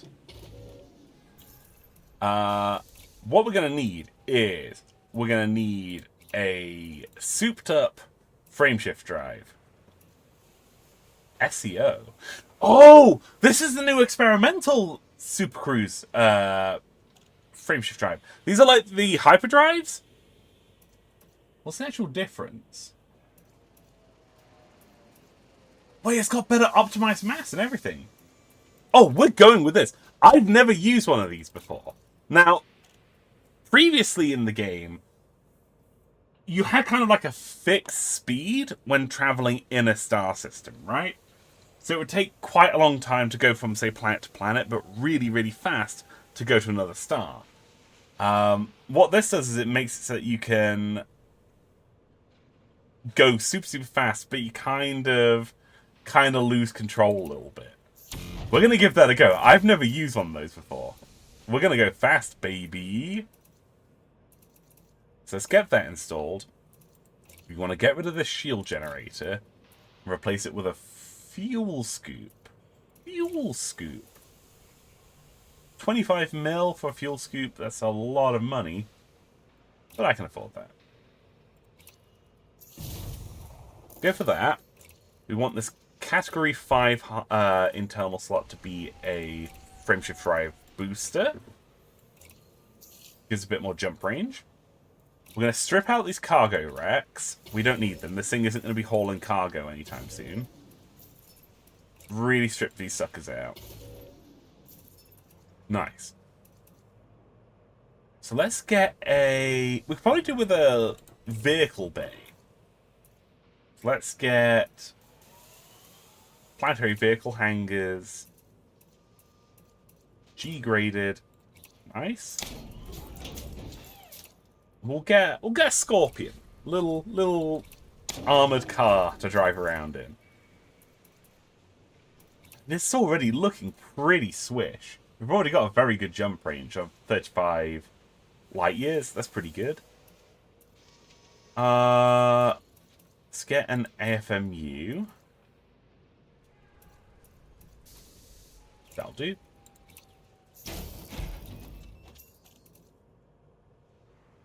And... do we actually really need anything else? Oh, surface scanner. We need a detailed surface scanner. I tell you what, we're going to get rid of this vehicle hangar. What size vehicle hangars are there? Hang on. Is there anything bigger? Category 4. Okay. In which case, let's put in this Category 5 slot, but Cat 4 vehicle hangar. This one weighs 10 tons. That's fine. That way we can have both vehicles. We can have both a little moon rover and an armoured vehicle. Very nice.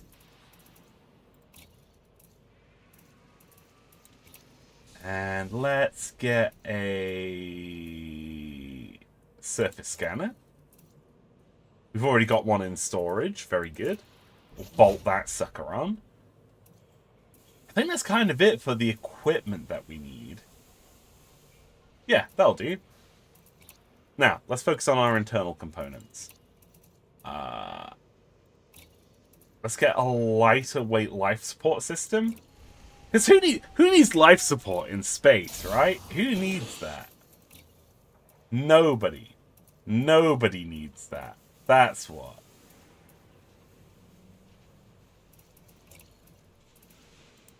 Let's get some lighter weight sensors. Fuel tank is good. Can we go for a smaller power plant? Can we go for like a 6D? We could go for a 6D. Can we go down to 5D? Ooh, we can, but just barely. Go for a 6D power plant. Much lighter weight power plant there. And let's get some thrusters online. What do our current thrusters weigh? 40 tons.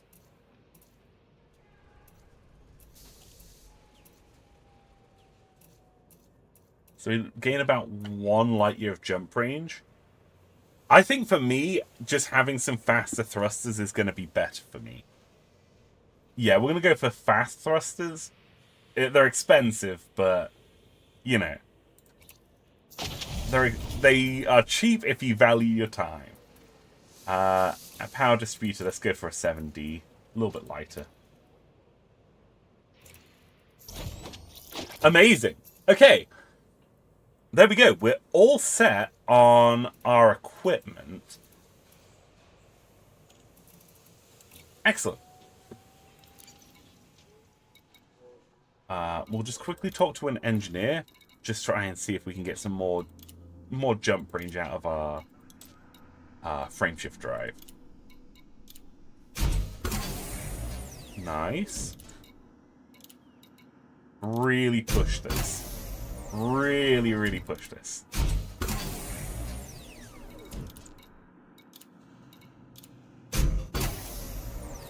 It's going to draw a little bit more power, but that's okay. Nice. Yeah, that'll do. That'll do. And let's upgrade our thrusters. Can we make them clean? Increase power draw, though. Hang on. How are we for power?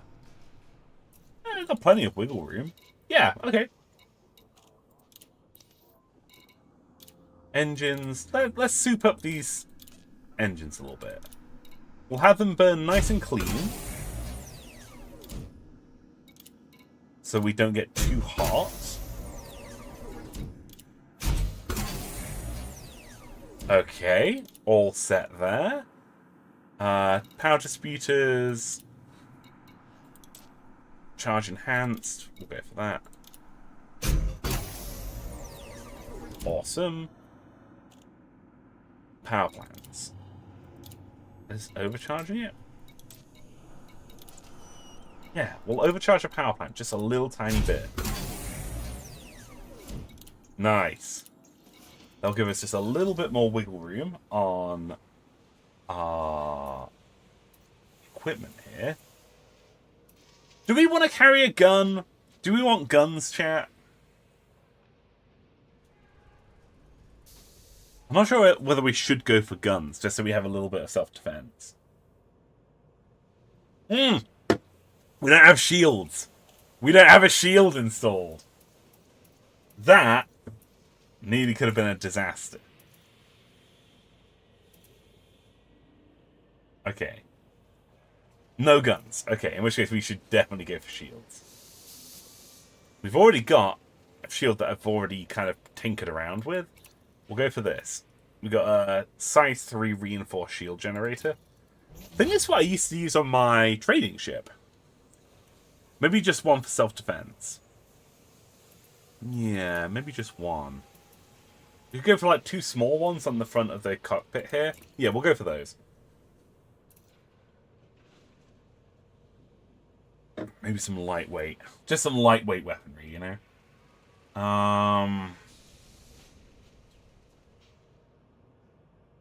Yeah, let's get some multi-cannons. Let's just install some fixed multi-cannons on the front here.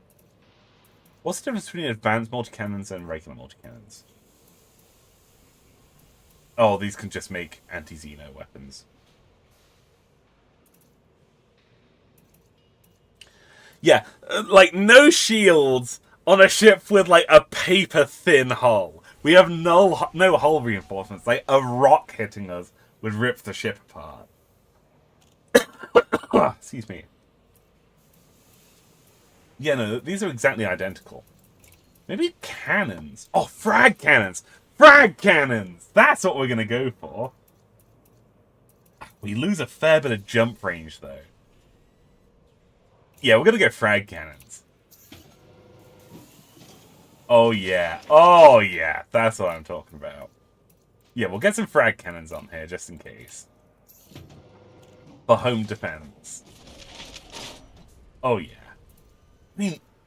I mean, if we're going armed anyway. If we're going armed anyway. Maybe... Oh, we don't have the power. Oh, we don't have power for these weapons. We don't have power for them. Hang on. I'm going to need to do some power management here. We actually don't have the power to run all of these weapons. Okay, what do we need to turn off? So we're going to set this as priority 4, priority 5, priority 5, priority 5, priority 5.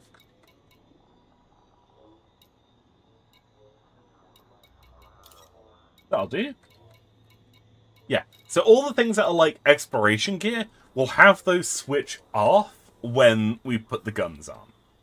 Because right now, if we had everything on, we'd be using 3% more power than we have capacity for. This will do. This will do. We've got some lightweight armaments. Can we actually upgrade our frag cannons? We don't have them set up. That's okay. So let's set up our fire groups real quick. So frag cannons there. Go for discovery scanner, surface scanner. Nice. How do you use this new Super Cruise assist? I just need to go into the key bindings. I don't know how this new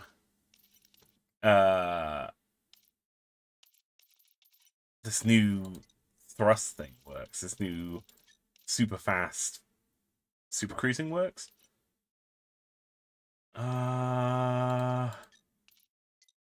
Like miscellaneous. Super cruise is there. Toggle frame shift drive. That's good. It's not what I'm looking for.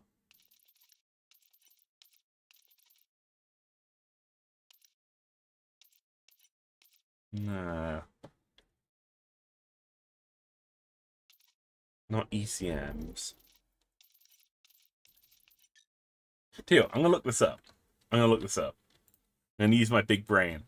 How to use frame shift drive. No, hang on.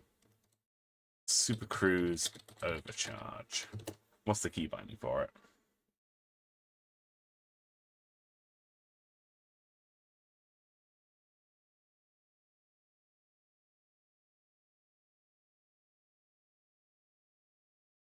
Oh, it's just boost. Okay, rock on. Nice. Alright, in which case, I think we're ready to go. Shall we... So, does anyone have any preference for where we go? Because... Did someone say they want to go to Mars earlier? So we can go to Mars if you like. We can go to Mars, maybe do a trip out to Pluto and Jupiter.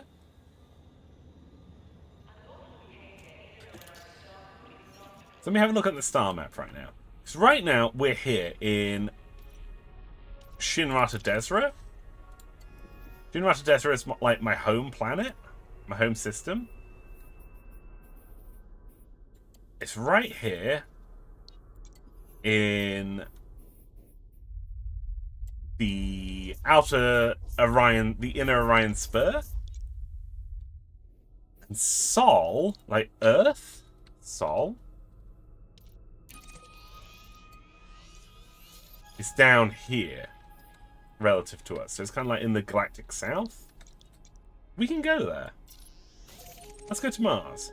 Only 2 jumps away. Wow, we really have tuned this thing up. Yeah, we're going to be there in no time at all. Let's go. Let's head to the surface.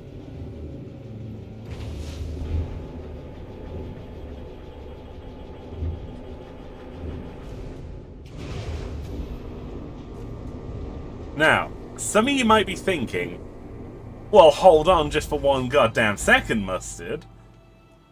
This thing's a big circle. How's this working? We're spinning. We are spinning. And the centripetal force that we're under is what's pushing us down onto this landing pad. Look at this. Look at this guy. That's a guy that's coming in just now.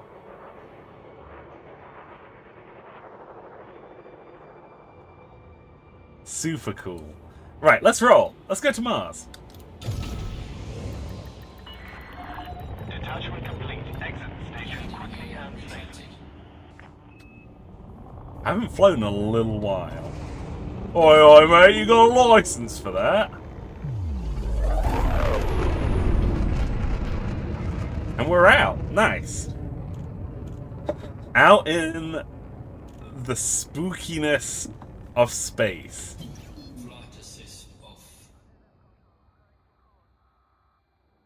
Just gonna look back at the station.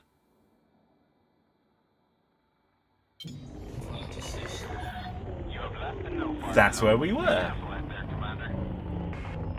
We were in this here big old space station. It's gonna do a little bit of a flyby so we can get a look at it. So we're in a no-fire zone right now. That means that if we were to fire our guns, if we were to pull our guns out and just start shooting, the space police would be very, very upset with us. We'd probably get some fines, maybe even have people try and arrest us or shoot us. Yeah, that was the space station that we were in. It's spinning. And it should be in orbit. Let's spin this sucker around. Where is the planet? Yeah, there it is. That's our home planet, the Founder's World. Now, it's not Earth, but it is an Earth-like planet. It's a beautiful little blue marble. Look at that. Wow. The thing I really, really like about this game is that all the planets and stuff, they actually orbit around their stars. So, as time goes on, this planet will move and will have different parts of it under sunlight. The planet will rotate. It's really cool. Super, super rad. Right, let's go to Earth. Or to Sol, rather. Frameshift drive charging. Let's go visit Mars.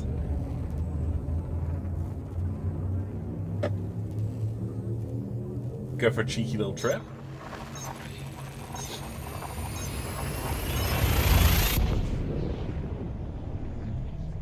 It's exciting. I haven't been to Sol in a fair while. I don't tend to hang out in Federation space too much.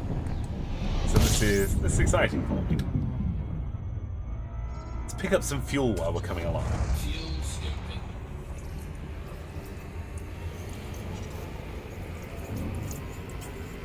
Fuel scooping complete. Nice. Temperature critical. So the reason why we picked up a fuel scoop earlier on is that it allows us to just like pick up fuel from nearby stars. Super useful. You know what? I am going to put the frag cannons on a different build. There we go. Different weapon group. Right, let's go to Sol. Frameshift drive charging. It's a G-class star. We're going home, everyone.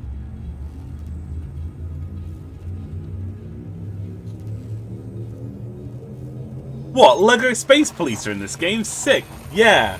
The Lego Space Police are going to pull me over. They're going to pull me over for speeding.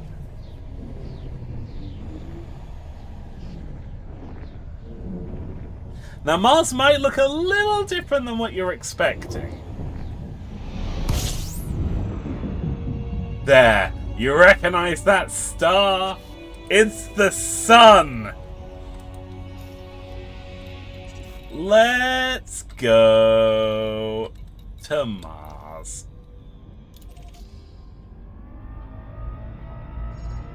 Let's give this boost a go. I've never used the boost before. Fuel scooping complete. This is probably going to take us a fair while to drive over there. Let's give this boost a shot. I've never used this before, so I'm not sure what to expect. Ah! Oh, that's hard. Oh, gosh! That's so fast! That is so fast! We completely overshot it! I can't believe how fast that is. They weren't kidding! Wow! The engineers really outdid themselves. Okay, let's see if we can get over there and not overshoot it. That was too fast.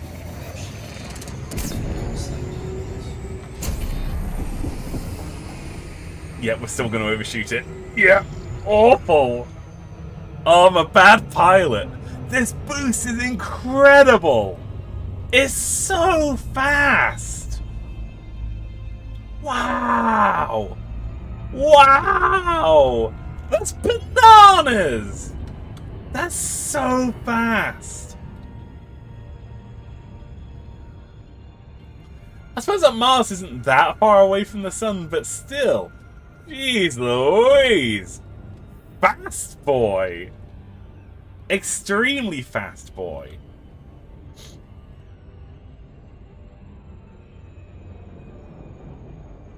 There it is. There's Mars.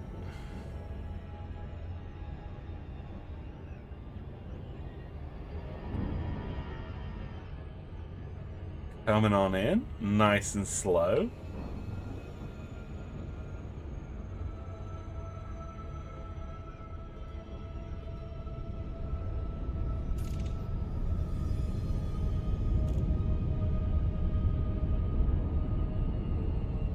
An absolute zoomer. Here we go. Mars. Now you might be thinking, well, hold on there, Musty Moo. That's not what Mars looks like. But yes, it does. In the 33rd century, where this game is set, Mars has been terraformed. Human engineers have brought water to Mars. And let's see if we can pick anything out. I wonder whether we can see Olympus Mons from here. Maybe that's Olympus Mons there. Look at that. Super pretty. Just so you know, I won't actually be able to land down there. I don't have a license. I don't have a license to land on nice planets. So unfortunately, I won't be able to land down there. But we can still appreciate the view from up here. Let's rotate around a little bit. Look at that. There's Olympus Mons! There it is. Wow! That right there is the tallest mountain in the solar system. It's taller than any mountain on Earth, despite Mars being a much, much smaller planet. It's an absolutely gigantic volcano. Beautiful. Absolutely beautiful. Alright.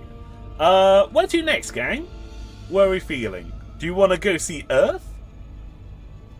Do we want to maybe swing by Jupiter? Do a cheeky little trip out to Pluto?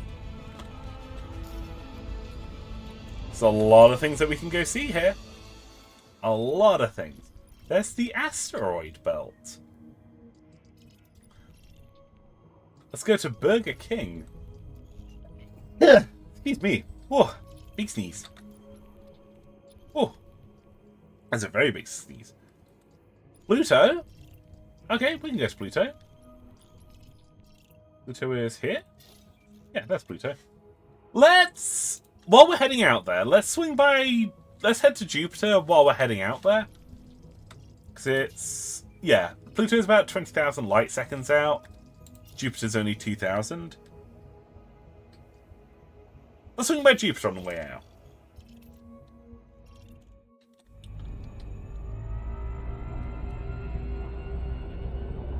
Oh, Jupiter is currently blocked by the night side of Mars. Look at that. Look at all those cities. Wow. Okay, let's boost.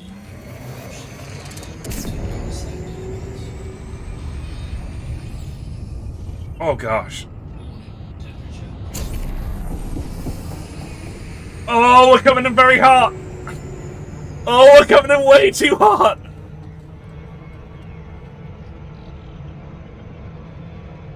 Oh. Yeah, I really need to get better at handling these boosts. Doing good. Look at that. It's my favorite planet. Jupiter. It's where they send people to get stupid.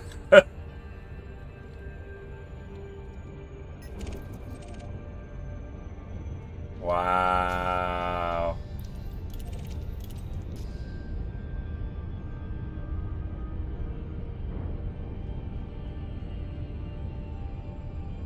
Wow.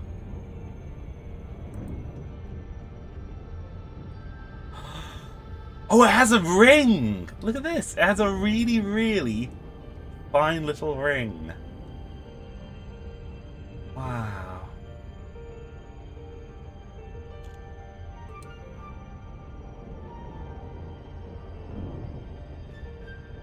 Incredible.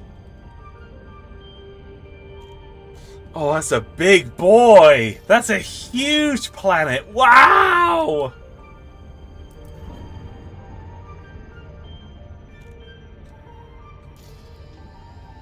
incredible.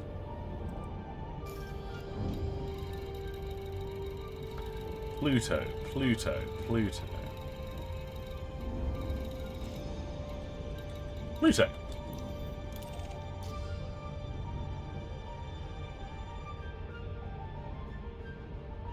I like that Jupiter looks like a chocolate milkshake.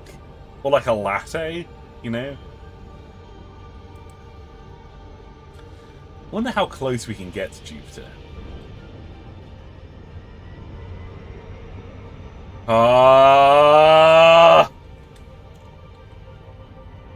Ah! It's disconcerting that we're going at like 200 kilometers a second, and it really doesn't look like it's getting that much bigger. It's just such an awe-inspiringly huge unit of a planet. No, I'm getting too scared. I'm getting too frightened. I'm getting too frightened of the big scary planet. I'm too frightened. I am frightened. Let's go to Pluto. Let's go to Pluto.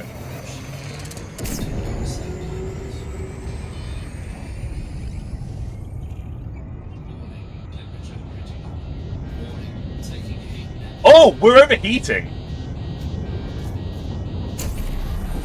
We are seriously overheating.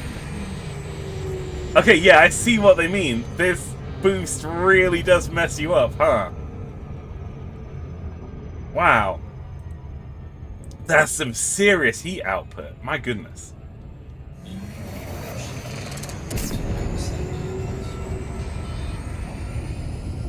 Gotta keep an eye on that. I didn't realize that we're getting that hot.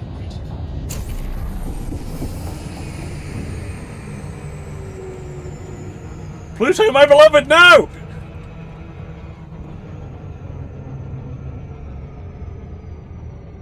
I have a better idea. Head south. Are you head south? Head south, bro.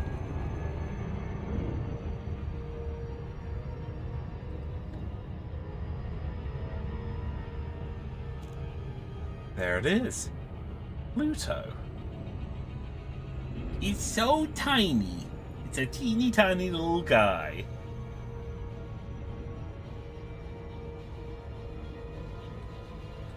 Is that Karen? That's with it? Karen?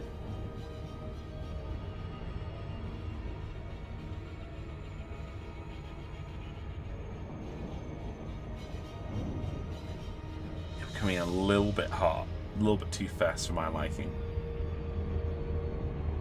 Oh, is that Karen there? Irregular markers, crash ships. Do what? Planetary point of interest. These indicate locations on the planet's surface. Ah. What planet have they landed on? They've landed on Charon. Okay. Maybe you're going to be a little dark out here. We're pretty far away from the sun.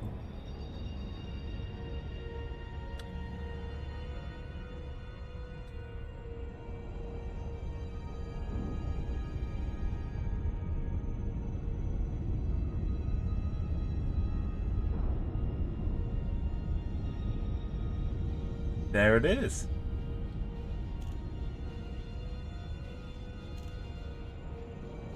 Pluto. The smallest planet.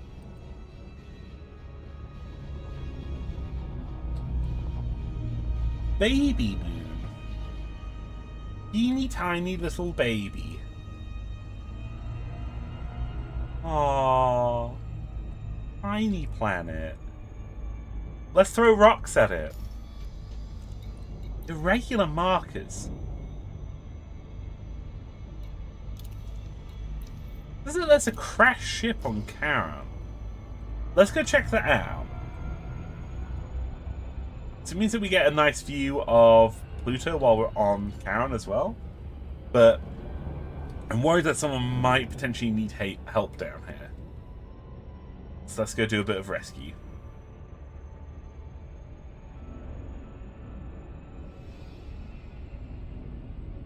We don't want someone to be stuck down here without possibility of rescue, you know?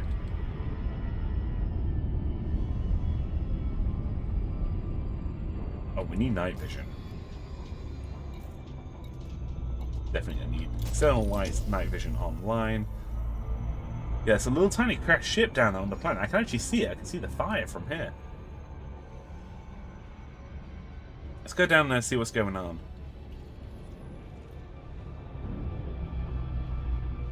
Orbital flight engaged. Okay, way too hot. Way too hot.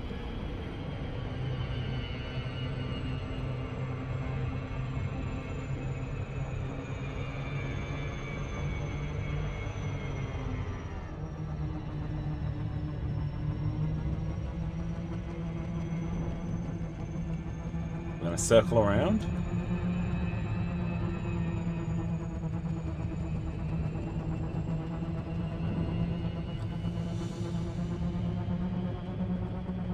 Okay, then we'll take it down.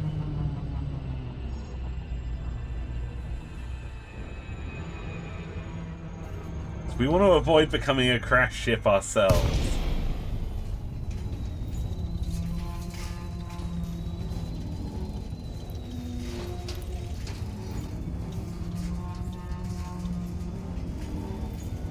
How hot can you get? Pretty hot. When I'm saying we're coming in too hot, I mean that we're just going in way too fast.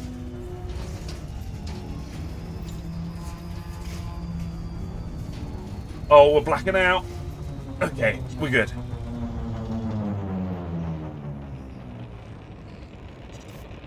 Yeah, there's a little crashed ship over there. Hope they're okay. We'll do a little low altitude flyover. Just see how they're doing. You're wondering why things look this way? We've got night vision on. Can my frail bones handle the force? Definitely. It's only 0.3 Gs. It's incredibly low gravity out here.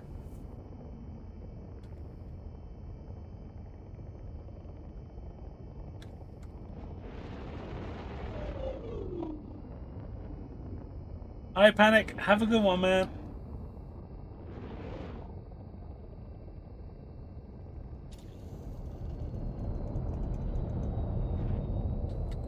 It's an Anaconda. That's a serious ship to crash.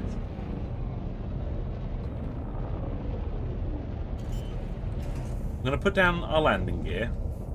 We'll check this out. Landing gear deployed. Unsuitable terrain.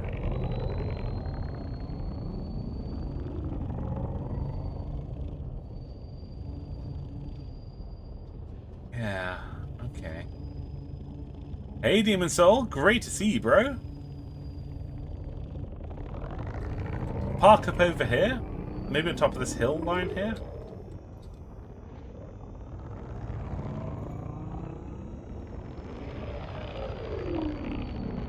This is Elite Dangerous. It's like a space game.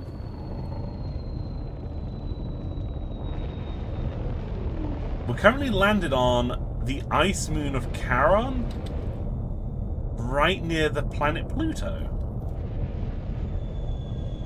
We just saw that there's a crashed ship down here, so we're going to go try and check that out.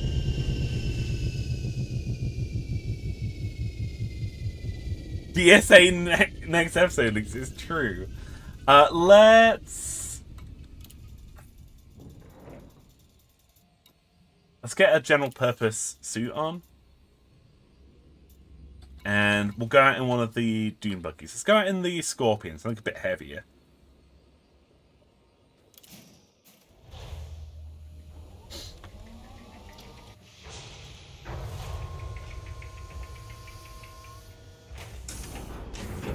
Low gravity warning. One crash ship, lock destination.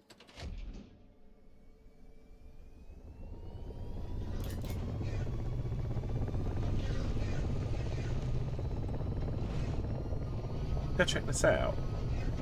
Bounce Mask gets cleaned up more. Yeah, like Ultra HD.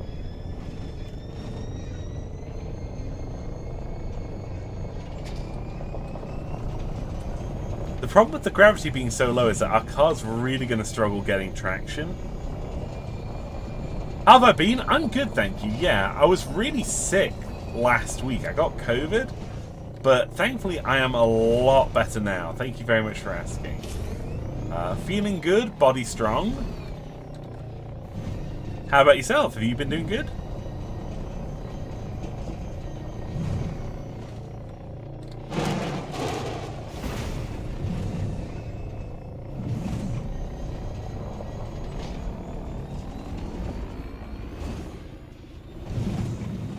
Maybe we should actually put night vision on.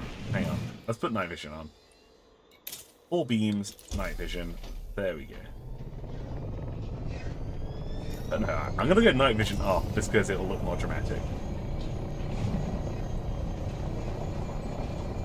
Been doing really good lately. That's really cool that your fan game's coming along, man. Super exciting news.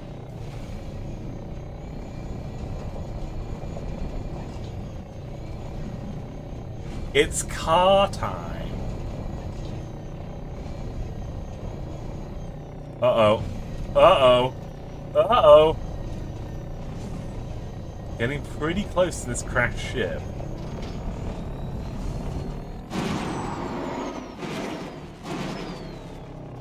Nice. Ooh. Man, low gravity makes this very hard to drive. Ha ha.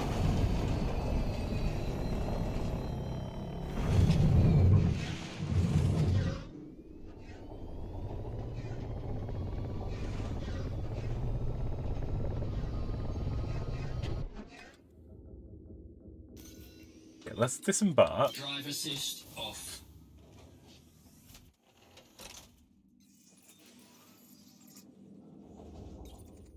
Warning. Dangerously low temperature detected. Yeah, it's 28 Kelvin out. That's 28 degrees above absolute zero. This is an extremely cold place. I think I'm actually gonna need to put my shields on. Shield activated. Or do I need to put my shields on? Shield deactivated. I haven't done much on foot stuff. Oh look, there's Pluto. We can just actually see it when we have light glinting off our helmet. But do you see that black dot up there? That's Pluto.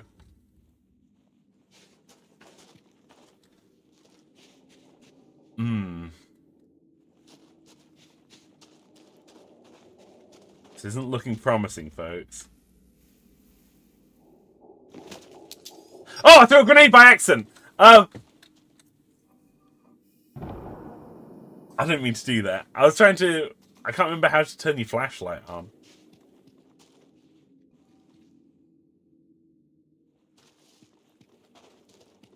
This.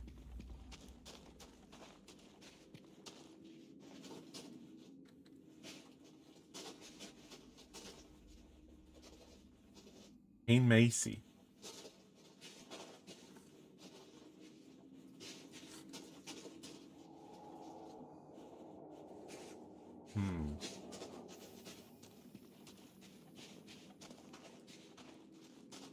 We're allowed to do one war crime as a treat. And how high can I jump here? Very is the answer. Very, very high.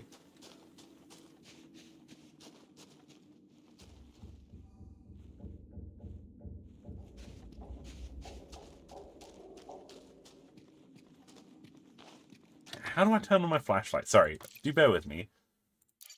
I actually can't remember what the key binding is to turn on flashlight. On foot.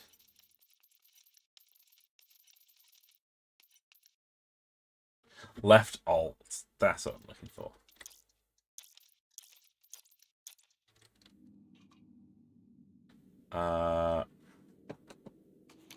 Nope. No, not gun. I don't want gun. How do I... Flashlight, there we go. How do I put gun away? Nope. There we go.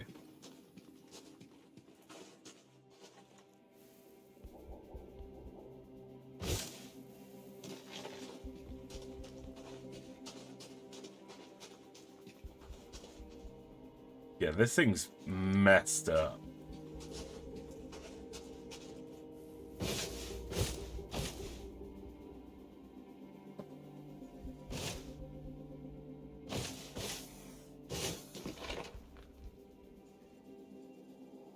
Lemon says my phone is low on battery. I'll see you later on next stream. Alright, man. Have an excellent day. Shield activated. I was wondering whether there might be something that we can salvage out here. Do I have a cutter on me? I do have a cutter on me.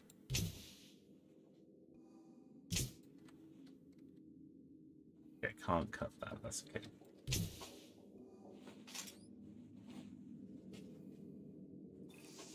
Shield activated. Shield deactivated.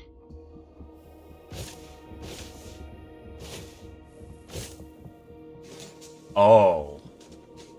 I thought that was the ship. That's just a tiny fragment of the ship. Wow!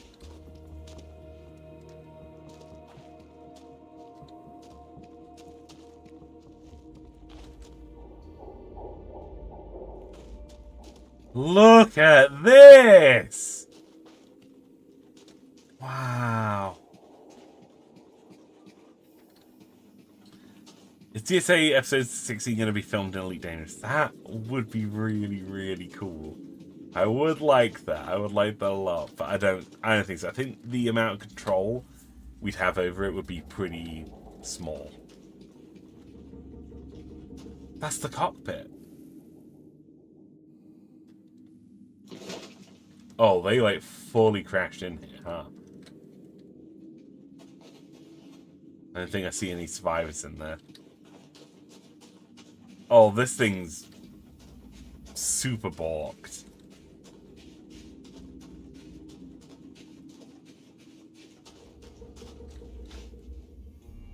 I don't know whether you can hear that, but there's like a lot of sounds of creaking metal.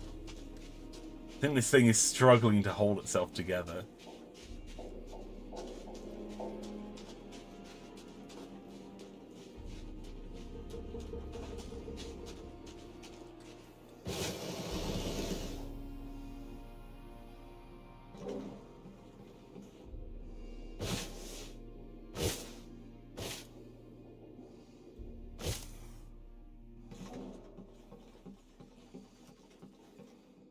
Wow.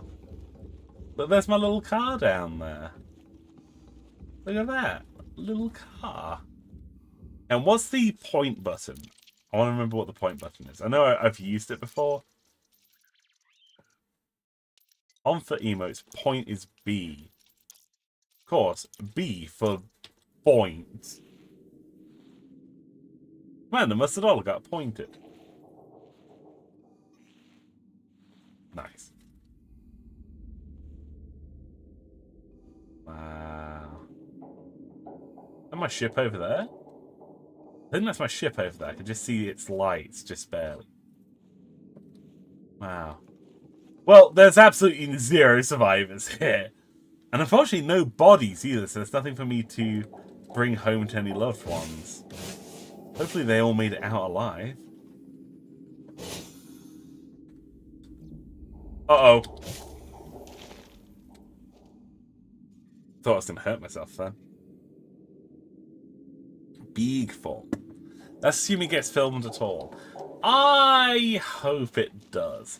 Although I think if it were to be filmed, it will likely be different to how previous things have been shot. You know? Where's Pluto gone? Ah, it's up there.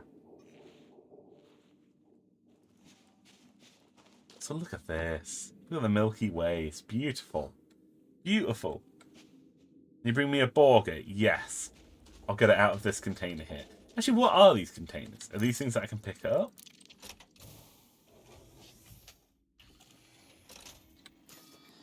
There are containers right around me. Analysis of technical blueprints. Can I pick that up? Cargo scoop deployed.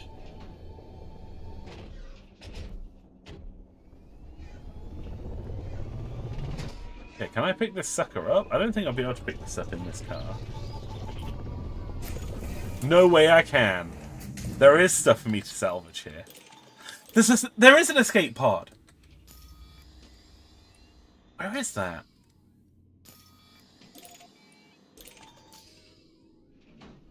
Legal salvage.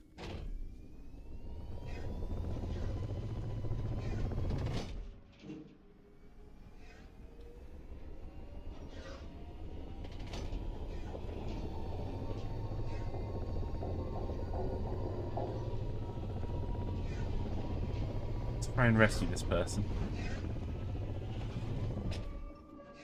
That is an escape pod, yeah. Cargo hold at maximum capacity. Okay.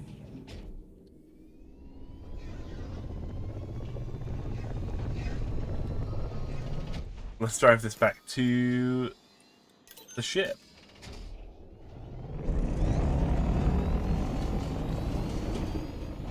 Uh-oh.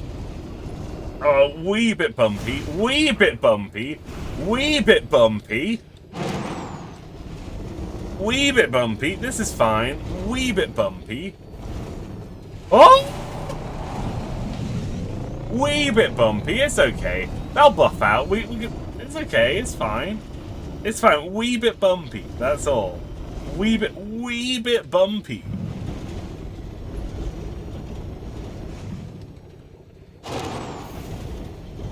This is fine. This is fine. This is fine. This is fine. This is fine. Woo-hoo-hoo! Just going absolutely full tilt in this sucker. Uh-oh.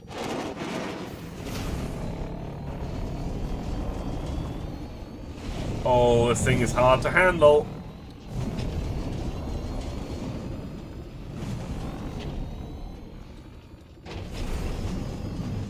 Okay. Alright, alright, okay, alright.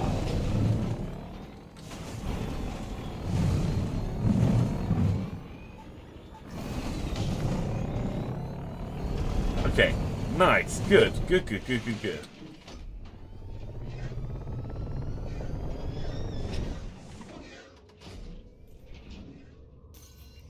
and we can then... Oh, we don't have cargo bays. We don't have cargo on this ship. I'm actually going to have to leave the escape pod here.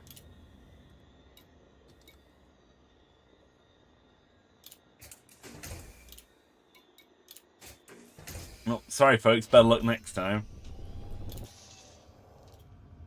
Better luck next time, suckers!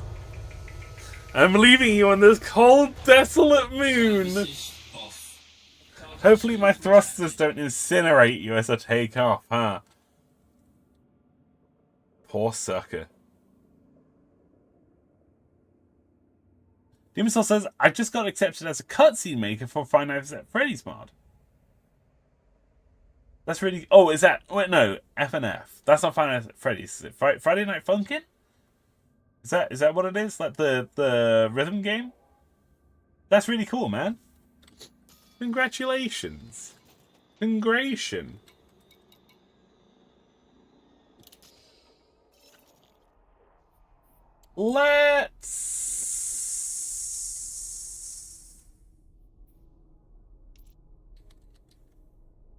Let's go see a black hole. Let's go see a black hole.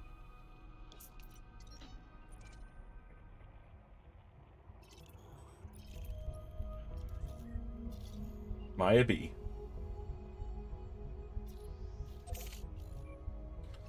Man, it's only a few tiny jumps as well. That's amazing.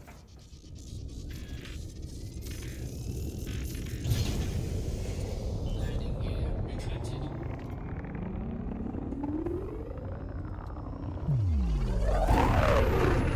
I remember the very first time I went out to this black hole, I actually went out there with Dom. And we were both very new pilots, and it felt like a real journey to go out to the Pleiades. which is where the black hole is. Like, it literally was like an entire evening of us, like, constantly traveling. But we're just gonna get there in a few jumps. It's gonna be super easy.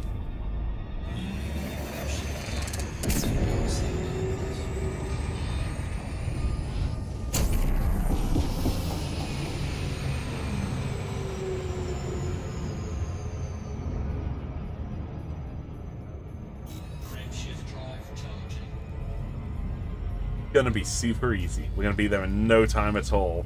We're gonna go see a black hole. I haven't been to see a black hole in so long.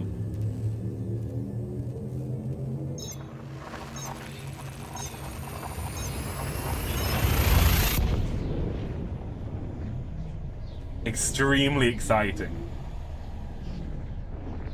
I'm gonna take this burger that I definitely picked up for Arch and I'm gonna feed it to the very hungry black hole.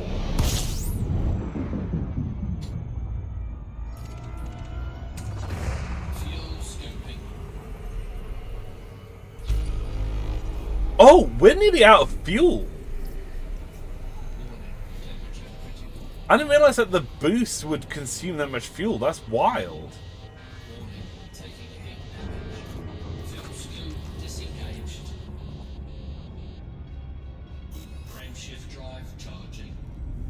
Wow.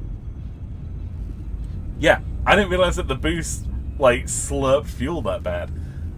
We very nearly need to call out the fuel rats there. That would have been a nightmare.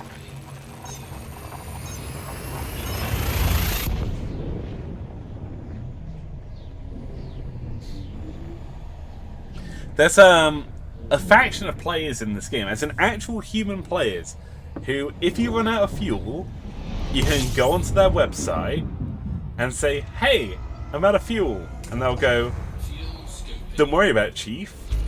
I'll come out to you, wherever you are, and give you fuel.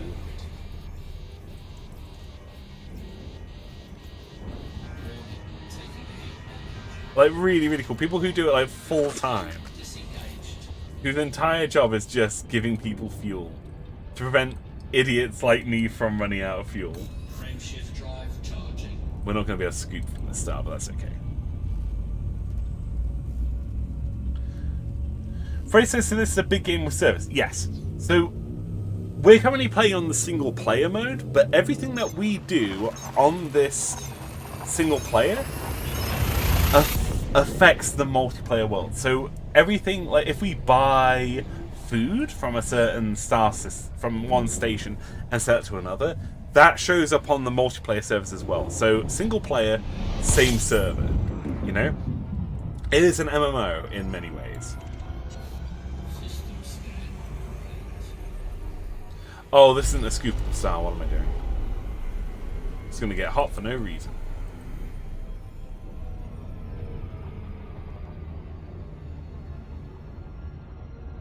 But yeah, all of the economy stuff, that's all hosted on server side.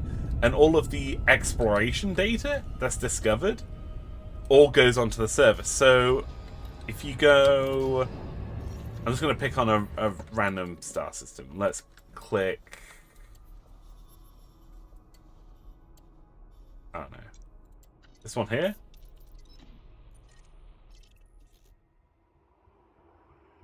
Oh. So this system here has a bunch of moons in it. And it was first mapped by these individuals. So these will be people who, like, players who come out and, like, land on these planets and first explore them. And there are fleet carriers here. Fleet carriers are player-owned stations for all intents and purposes.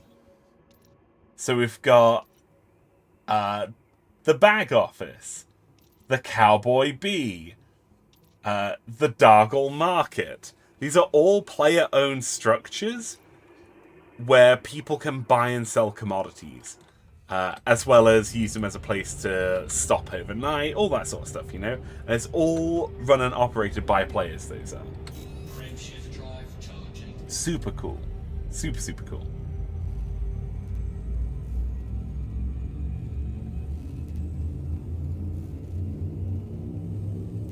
Let's do a big jump.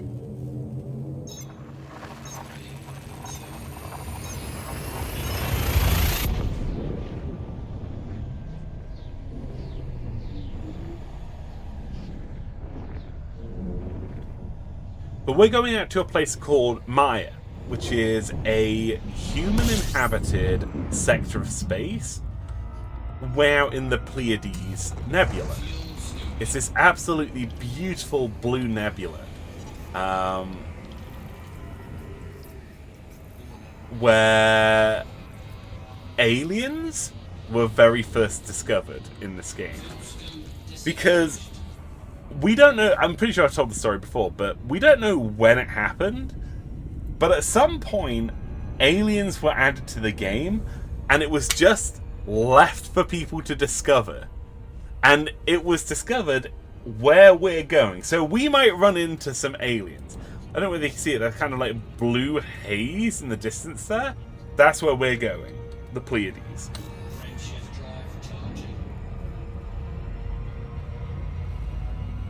There's a number of stars with like a series of stars that are in a blue nebula. Super beautiful.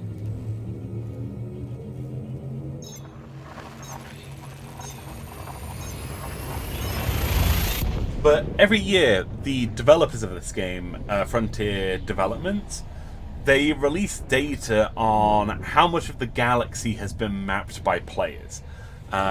Because this game is set in a 1-to-1 scale model of our solar system. And a big part of that is going out and exploring all of these different stars that are out here in the dark.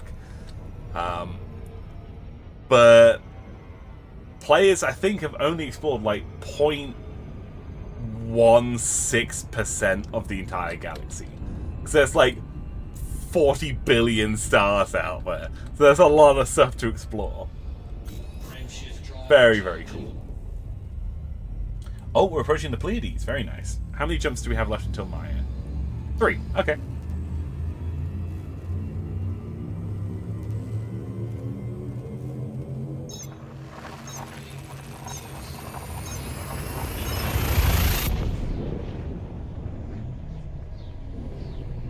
I love visiting nebulae in this game, just because they're so pretty. Like, super pretty places. But I think, like, having a black hole in a nebula is super pretty, just because they... the way that light bends around a black hole is super interesting. And having, like, a nice, colourful nebula to do that with is very fun.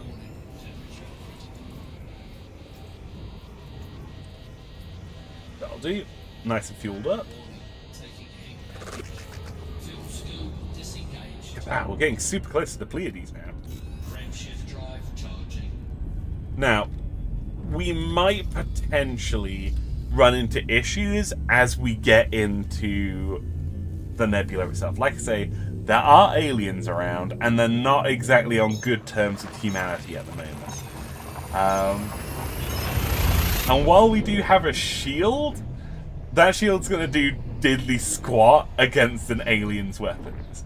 So hopefully, fingers crossed, we don't run into any aliens.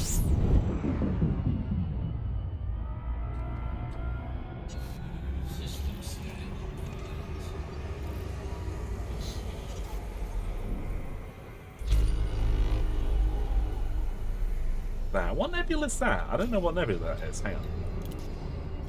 It's a really pretty nebula. California. It's the California Nebula. How far away is that? We can maybe go there. Like, how far out is that? It's pretty far out, actually.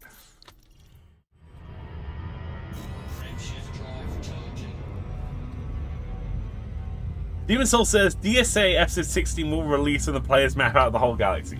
That is true. That is when DSA episode 16 will release. So, you know, get on it, folks.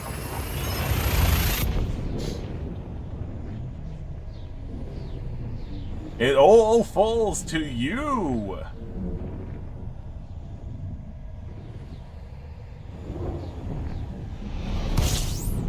Nice, there it is. This isn't the black hole, this is a star, don't worry. It's a blue-white star, which you can probably tell by the fact that it's blue and white. We're just going to load up on as much fuel as we can as we're going by.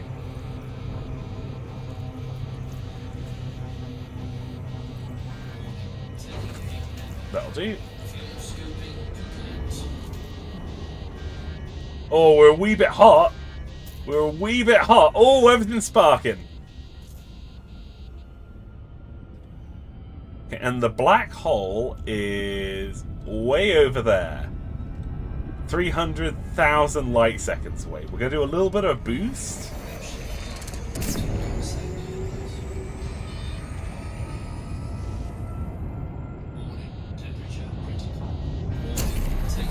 That'll do.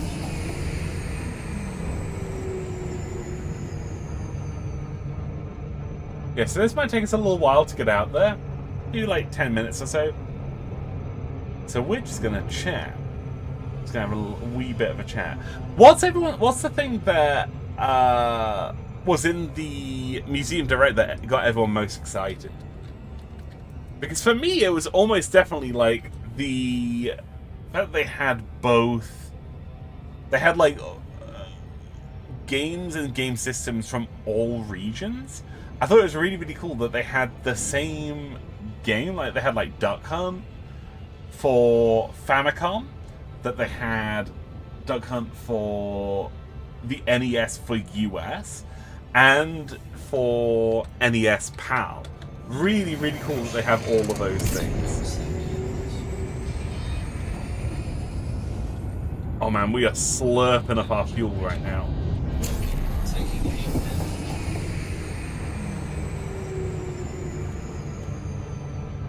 I didn't realize how much this thing slurps fuel. The Mario Kart 7 cameo? Yeah, that's very cool. I figured that you'd get quite excited about that.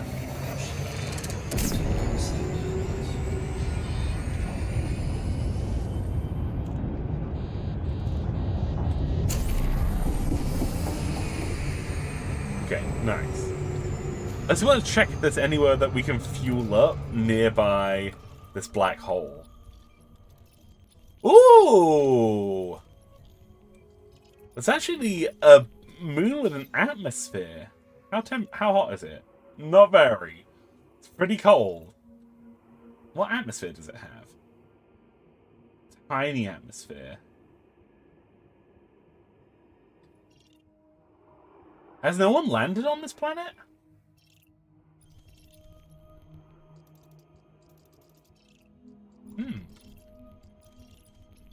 All these cool planets. That's really cool. So there are stations that we can visit. There's a few places where we can get refueled.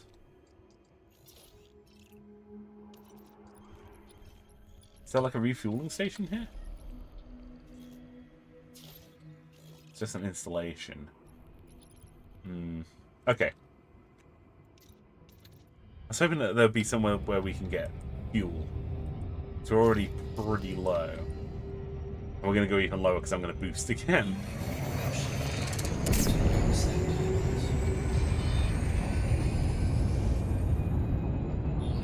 Oh, it's incredibly unstable. Still, that boost is so useful. What a cool thing to have. Really, really cool thing to have. Yeah, we're at half fuel. That ain't great.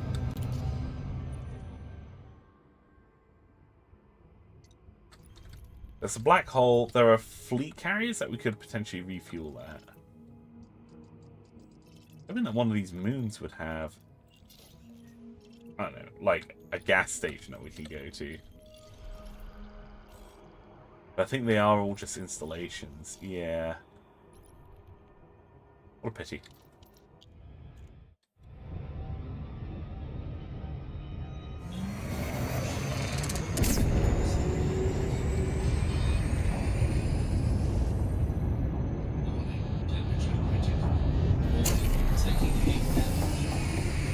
Okay. We're about halfway there.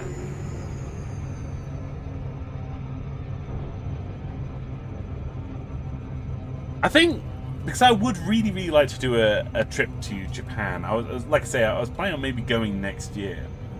I was actually looking at flights not long ago, particularly because the exchange rate at the moment is fairly good for pounds against the yen. Maybe not as good as it was like a month ago, but still fairly good at the moment.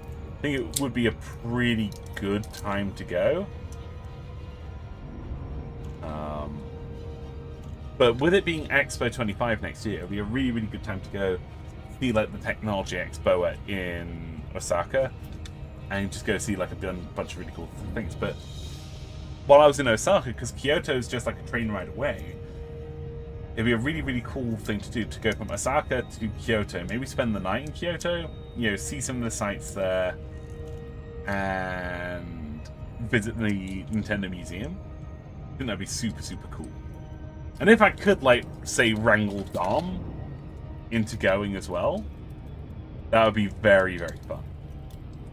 Dude, like those huge, comically large controllers for the Wii, like the giant Wii remote was very, very funny to me.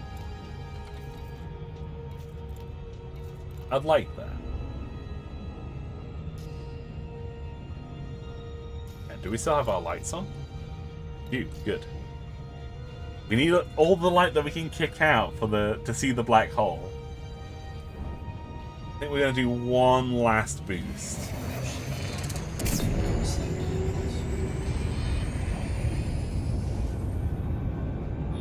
Temperature critical.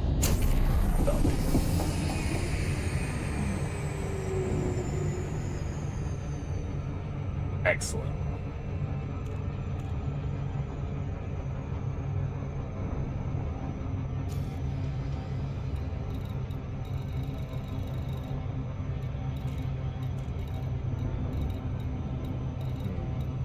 Yeah, they are all installations. They're not.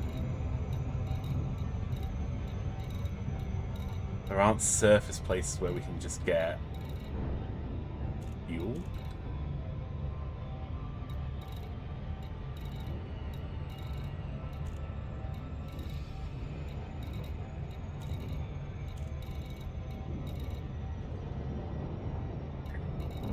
Yeah. We would need to rely on a fleet carrier, I think. Get fueled up.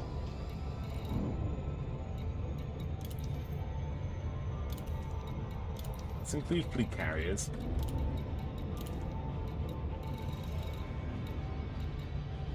The Outlaw Interchange. Owned by Commander B. Lawless. What a good name.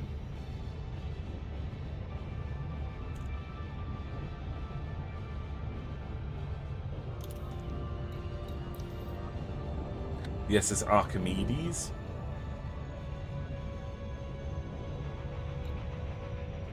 Okay, yeah, we can get fueled up then. Oh, we're getting really, really close. Now, this is one of my favorite things with black holes, is as you approach them, things start getting weird. Pay attention to how the nebula and things like stars begin to shift as you approach a black hole.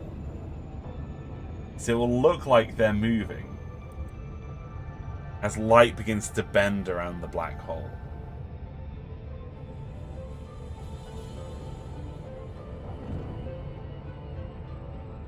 Whoa! I'm getting goosebumps a little bit. I love visiting black holes. Super, super cool.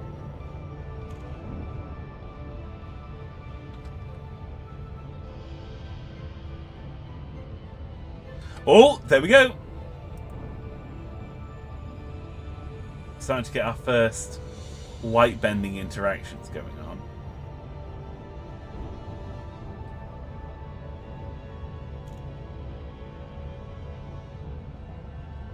Maybe gonna deselect it just to reduce the UI clutter.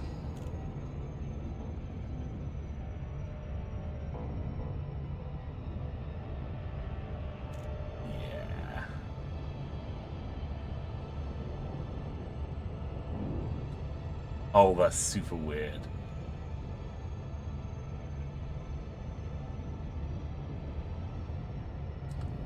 We're gonna fly around it a little bit.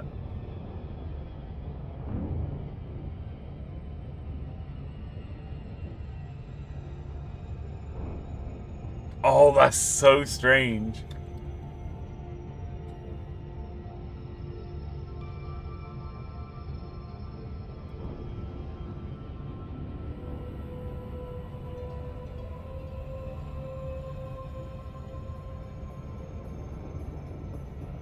Look at that.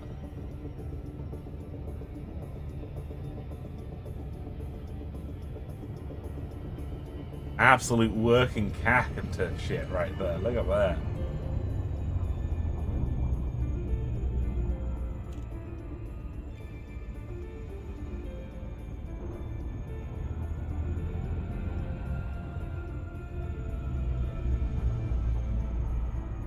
So cool.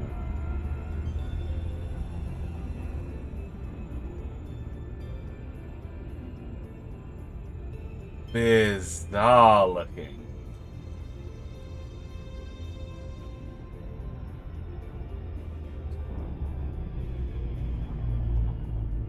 Okay, we're actually getting pretty close now. Hi, Demon Soul. I hope you have, as much fun as you can doing chores. Catch you in a bit, bro. Have a good one.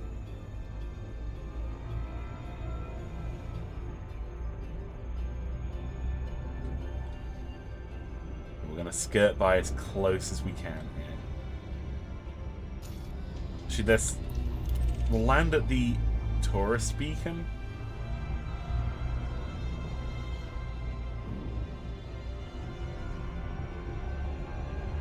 That's what I am. I'm a tourist.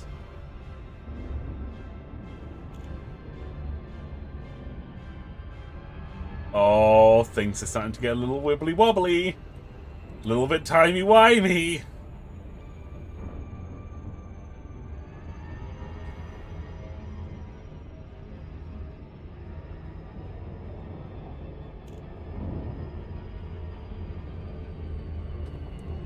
Ah!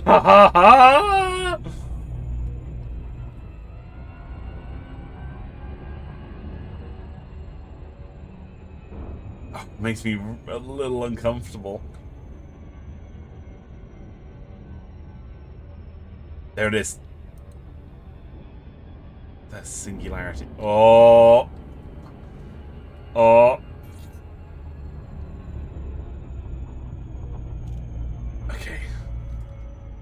We're gonna tether on in.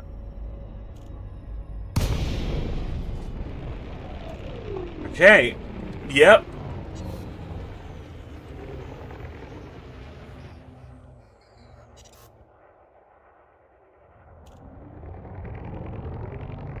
That's certainly a little bit whirly-dirly.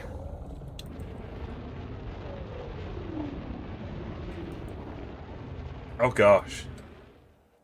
Tiny bit whirly. Where's the singularity? Hang on. Oh, it's behind us. Oh, right, of course.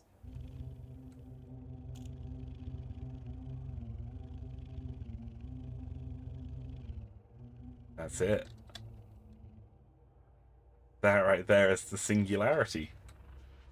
Because what we're seeing, when we're looking behind us, we're kind of seeing what's in front of us. And that sounds weird. But I promise you that's how it works. Let's lock into the tourist beacon. Let's get some information about what we're seeing.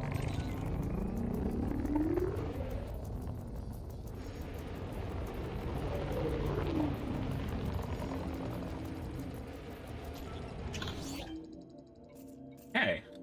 Maya Black Hole. Tourist Spot 0061. Maya B. The infamous black hole in Maya. According to Commander Vampire GTX, it puts on a great show when observing the gravitational lensing effect on the surrounding nebula and stars. Couldn't agree more. Now that is... Oh, that's so weird.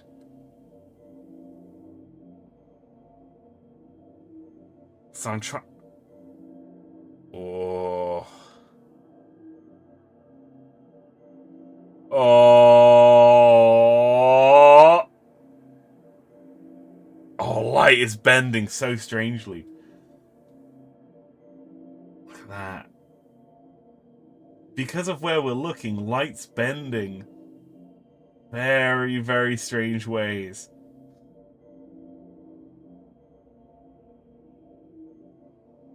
Oh, this is spectacular. You can't really look at things. You kind of have to look around them to get a good look. Are we in the spaghetti stage now? So because it's actually quite a small black hole, you wouldn't spaghettify. That only really... In fact, no, I think you would spaghettify, actually. Oh, gosh. We're not even moving. I should be clear. We're not actually moving right now. What we're seeing is a result of us just looking at light distortions. This is so weird. Okay. Where actually is... So we're going to pivot ourselves back around to get a look at the singularity. Oh look, there's another tourist ship there.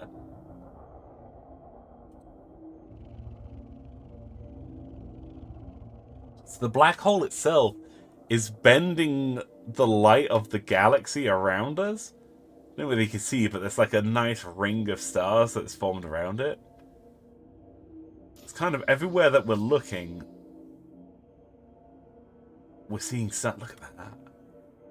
Super spooky. Wow. Let's see how close we can get.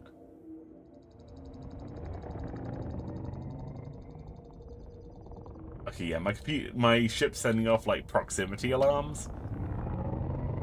Now, eventually, we will hit a point where the our ship's safety computer won't allow us to get any further.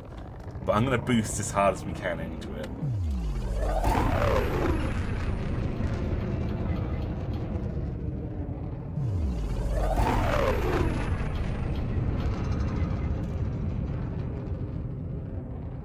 Oh, jeez.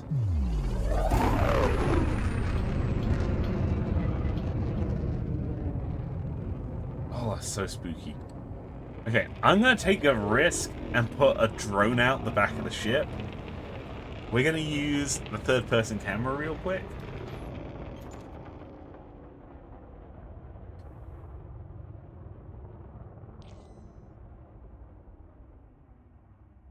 Jeez Louise.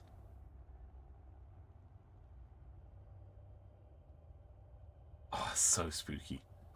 Sorry, I love how heinous the black holes look in this game. Let's try and look behind us. Oh, yeah. It's when you try and look out of a black hole that things get really bad. Because you can look into it, and it's actually fairly stable. When you're looking at a black hole, it's fine. But it's kind of when you look away, that's when things get super, super bad. Let's get as close as we can so we get a really, really intense effect.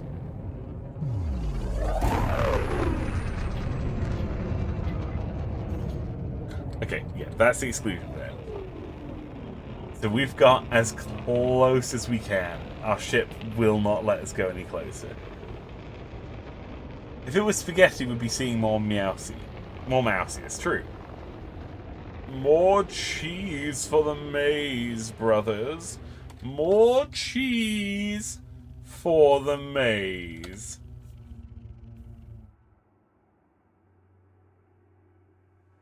Oh.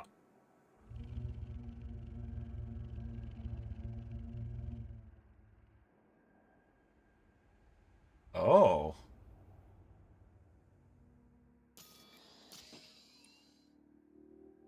Oh, jeez Louise.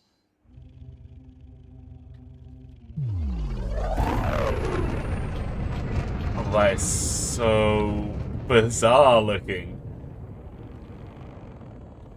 Incredible. I'm actually a little bit lost. If I didn't have my navigation HUD, think I would actually find it quite difficult to get out of here.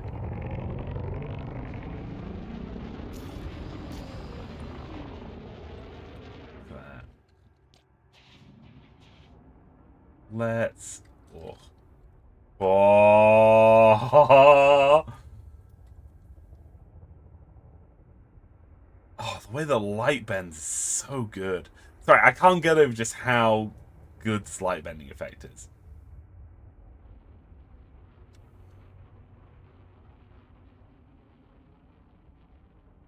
We're going to get a little screenshot of that. There we go.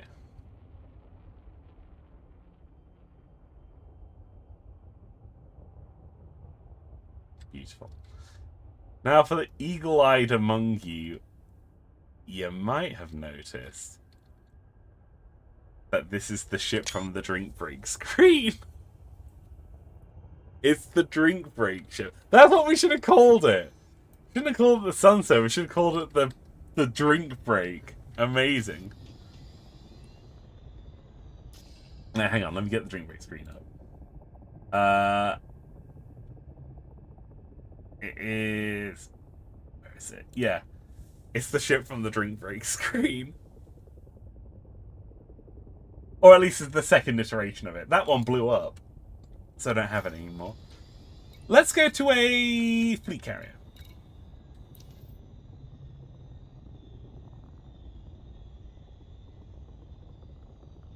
Is this planning on going anywhere? No departure planned. Is there anything cheap? That does need to fuel up.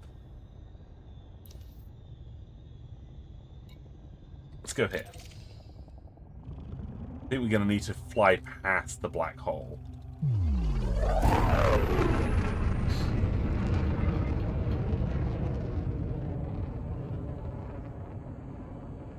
The cool thing is that because the black hole is actually so physically small, we can actually physically just fly by it using regular thrusters. So we get this really amazing effect. It's really, really beautiful light bending effect. Just while flying.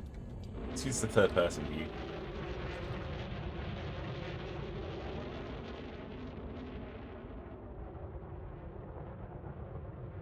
Oh yeah, that's amazing.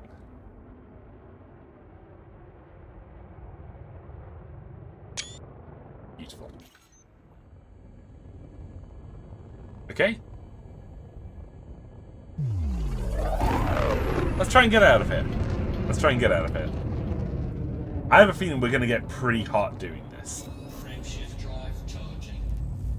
Yep, we're getting pretty toasty. Oh, we're getting really toasty. Taking heat damage.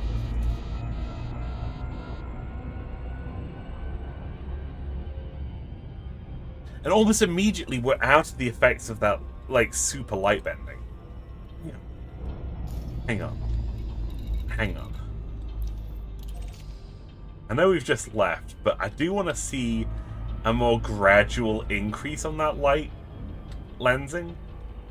Oh, let's try and get the California Nebula behind it. We're going to go in as slow as we can, just to get a more dramatic effect.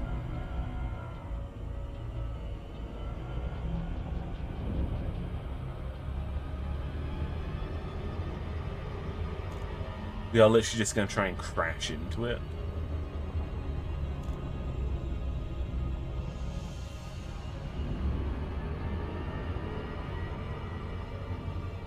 Because we did like a lock-in, like we jumped in, which meant we didn't have that nice gradual lens. That's what I'm talking about. That's what I'm talking about.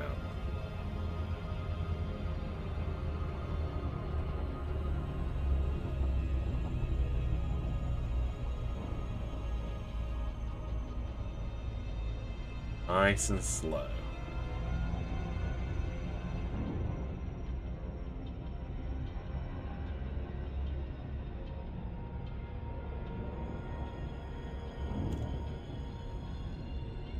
There we go. That's what I'm doing.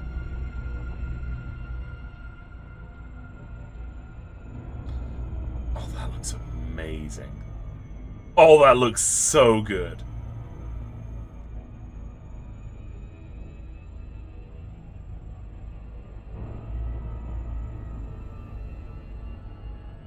That's what I'm talking about.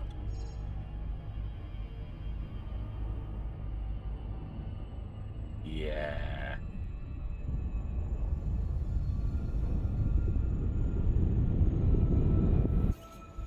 Nice. Perfect. That's exactly what I wanted. That's exactly what I wanted. Incredible.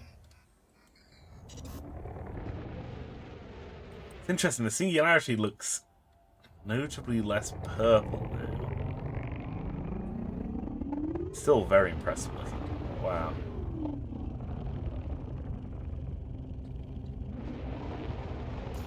Oh. Interesting. That's really cool. Look at that. Whether we're looking down or up, we can see the California Nebula, but we can't look directly at it.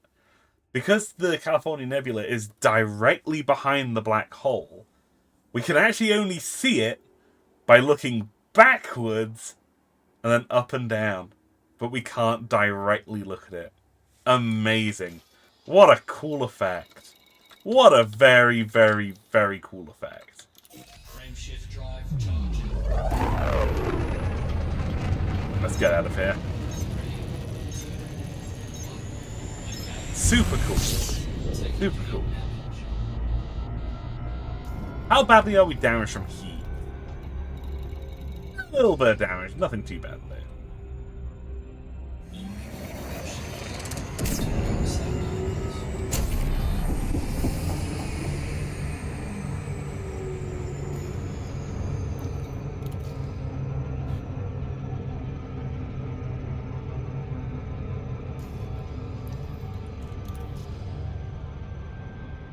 Yeah, we're really, really low on fuel. Oh my gosh. Super low. Super low.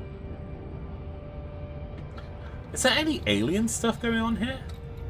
I don't think there is, actually.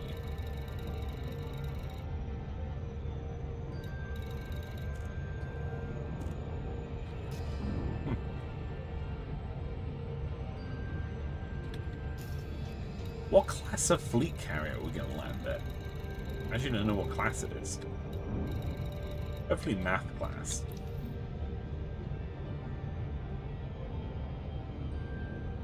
Doesn't specify. Okay. That's alright. That's alright.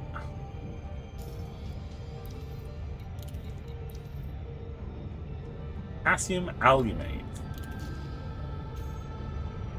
We'll turn on the cruise assist when we get a little bit closer.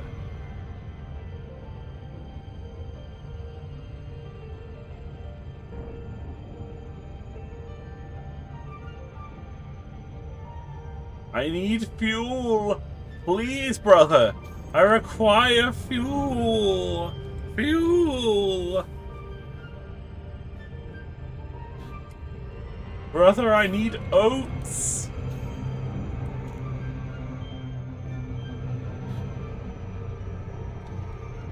Brother, please! I require oats! Look at that. Little brown dwarf. Which might surprise you, isn't actually brown.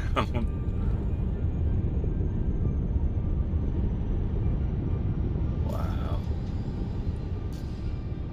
Amazing.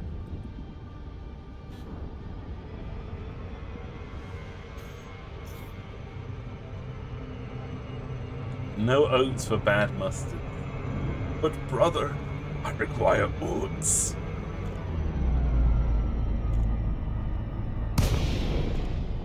Ah, it's a Drake class. Nice.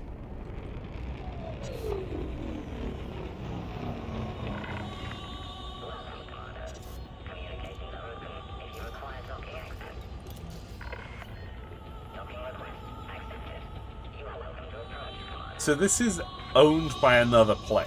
Another player owns this carrier. They're very kindly, their crew have very kindly allowed me access to one of their landing pads. Landing pad 11.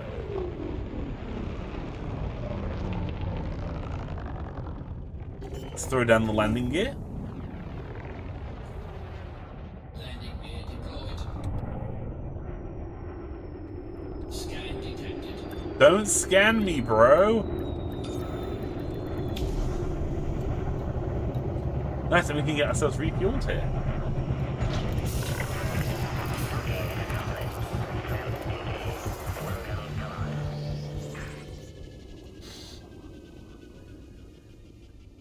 Interesting. They're actually lacking a lot of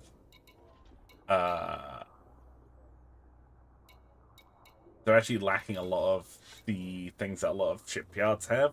So they don't have a shipyard, they don't have outfitting, they don't have livery painting. They have basic refueling and repairs. Do they have commodities for sale? Gold. Hang on. They're buying gold. Wait, so it would cost me 4 million credits to buy 1 gold? That's insane. Is that... I just need to make sure that's right. Yeah, they're charging 4.7 million credits per gold. That's insane.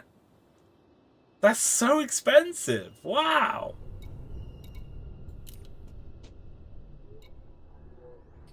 Crazy. And there's no service tariff. That's amazing. Very cool. Very cool.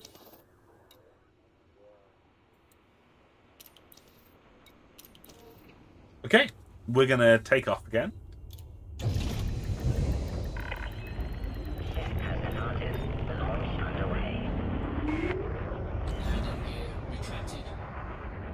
Man, space is so pretty out here.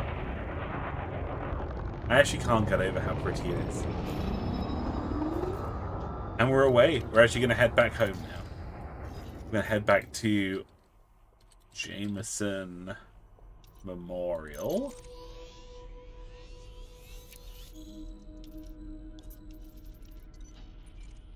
In Shinrata Desra. We're going to head home.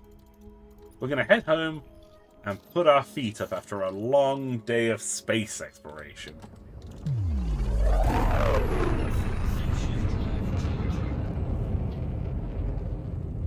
Let's go.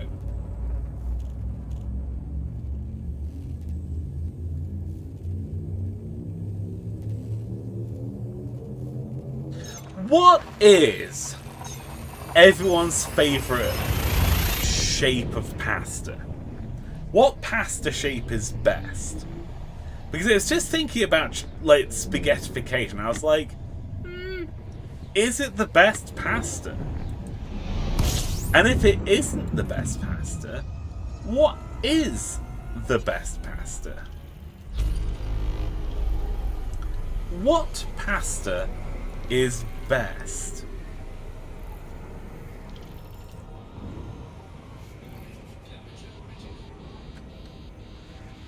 Asking the real questions here.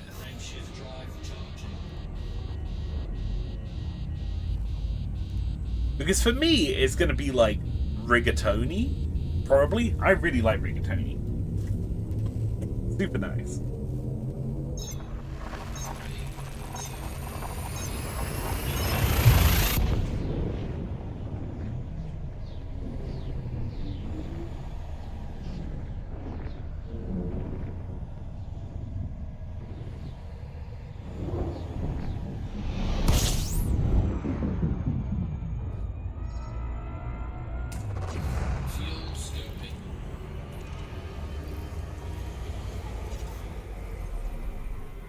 Man, I foolishly ran out of nourishing Coke. Really quite thirsty. Do I have any water left? Do. Nice. Delicious.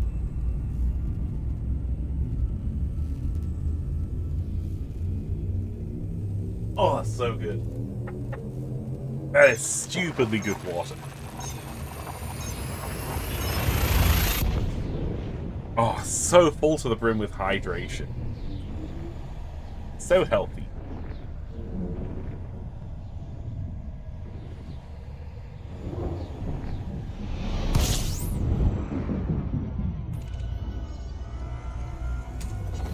Fuel scoping.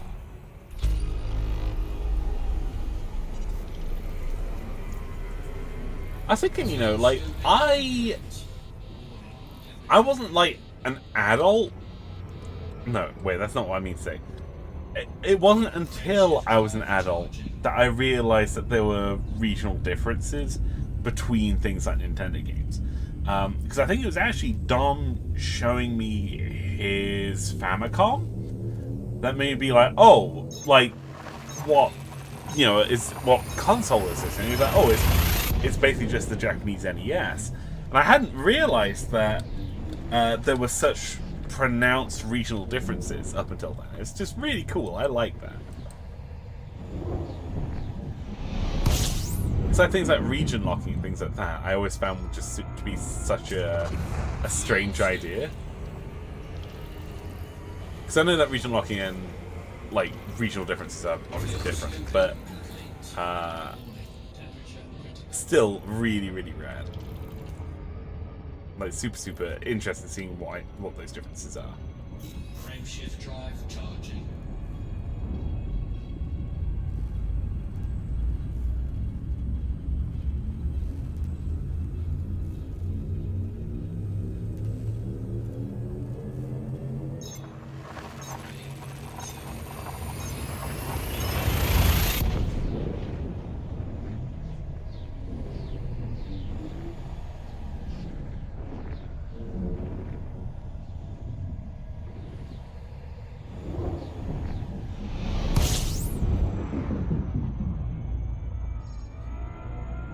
Fun fact, the Nintendo Switch is called the Nintendo Nx in Babytown.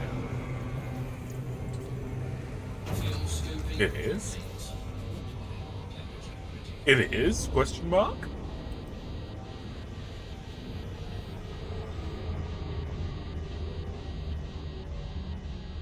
Annex. Is that what like the project code name was? I can't remember what the code name for the Switch was before it came out. Frameshift drive charging.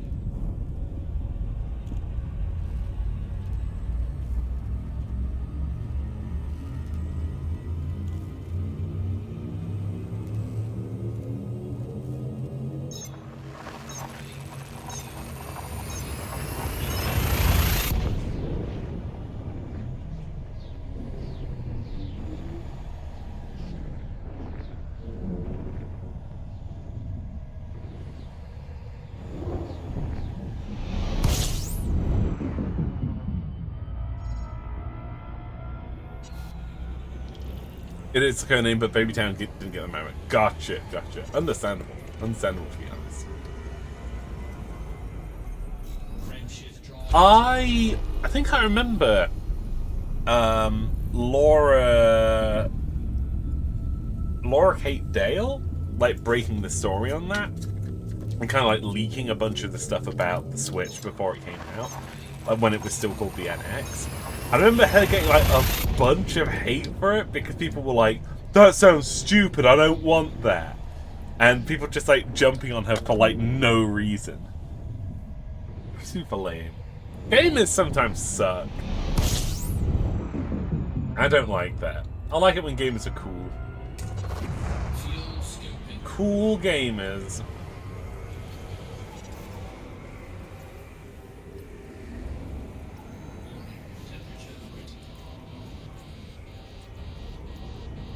Fuel scoping complete. Frameshift drive charging.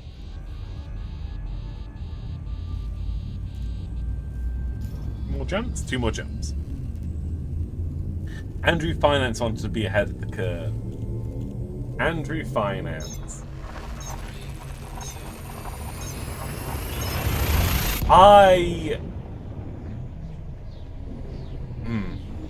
I remember Dom asking me to do an Andrew Finance phone call one time. And like immediately on stream, like I think it was Arch, someone like that was like, "Is that Mustard?" And Dom was like, "No, it's Andrew Finance. Didn't you listen?" It was just super good. Crack me up. Friendship drive charging. Oh, excuse me.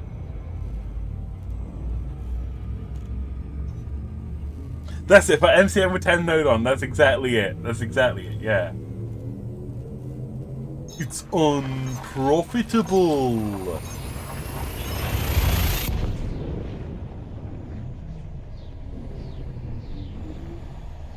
Andrew Finance. What a good name. I think it's very funny, like, when, like, Dom's naming conventions are very, very good. Because it is usually just, like, a name followed by what they do. It's great. It's so good. It's such a good bit, you know? Then we're going to do a very short boost over there. Little teeny tiny boost.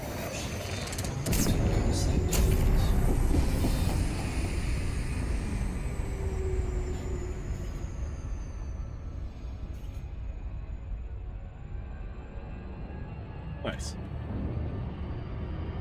Is that why he thinks I'm a serial killer? Yes. That and the pile of skeletons in your basement, but you know. It's just Dom being notoriously prejudiced, as he always is. That's a joke. That's a joke. I'm gonna nip that one in the bud. Dom is like the least prejudiced person I know. He's an incredibly good guy.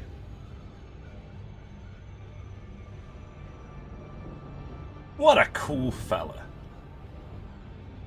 That's just my gift storage. It's where I store my GIFs. GIF or GIF?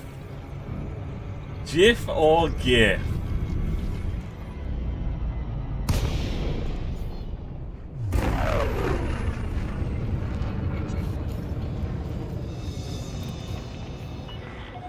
One will get you sent to prison forever. Choose wisely.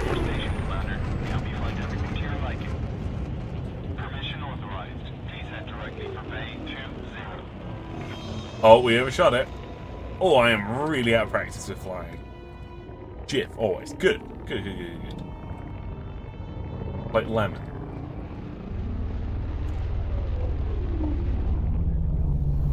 Oh! Oh, I am really out of practice with flying. Goodness gracious. 500 meters from touchdown. GIF? Oh, like you're pronouncing it with like a German accent. Right. Understood, yeah. Understood. Docking complete. Commence power down. Station services Nice. at your disposal. We're home. We made it home. Back to Jameson Memorial. My home system. Beautiful. Nice. I think we might wrap up here. We had a nice bit of travel. We got to see some beautiful sights. We got to fall into a black hole. And saw all the spooky wooky timey-wimey stuff going on. I think we're going to wrap up here. Thank you all so much for tuning in. This was a lot of fun. It's a nice chill stream. This felt like a really nice chill one.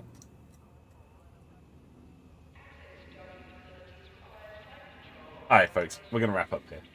Thank you all so much for watching. I know that you've all got plenty of things that you could be doing with your Wednesday, but I'm very touched that you chose to spend it here. We'll be back again tomorrow evening. We're going to play some Disco Elysium tomorrow from 7 PM UK time until about 10 PM. At which point I'll need to go, because I've got to go to work. But it'll be really nice to squeeze in a little bit of stream time before work. I really want to stream and get some Disco Elysium done.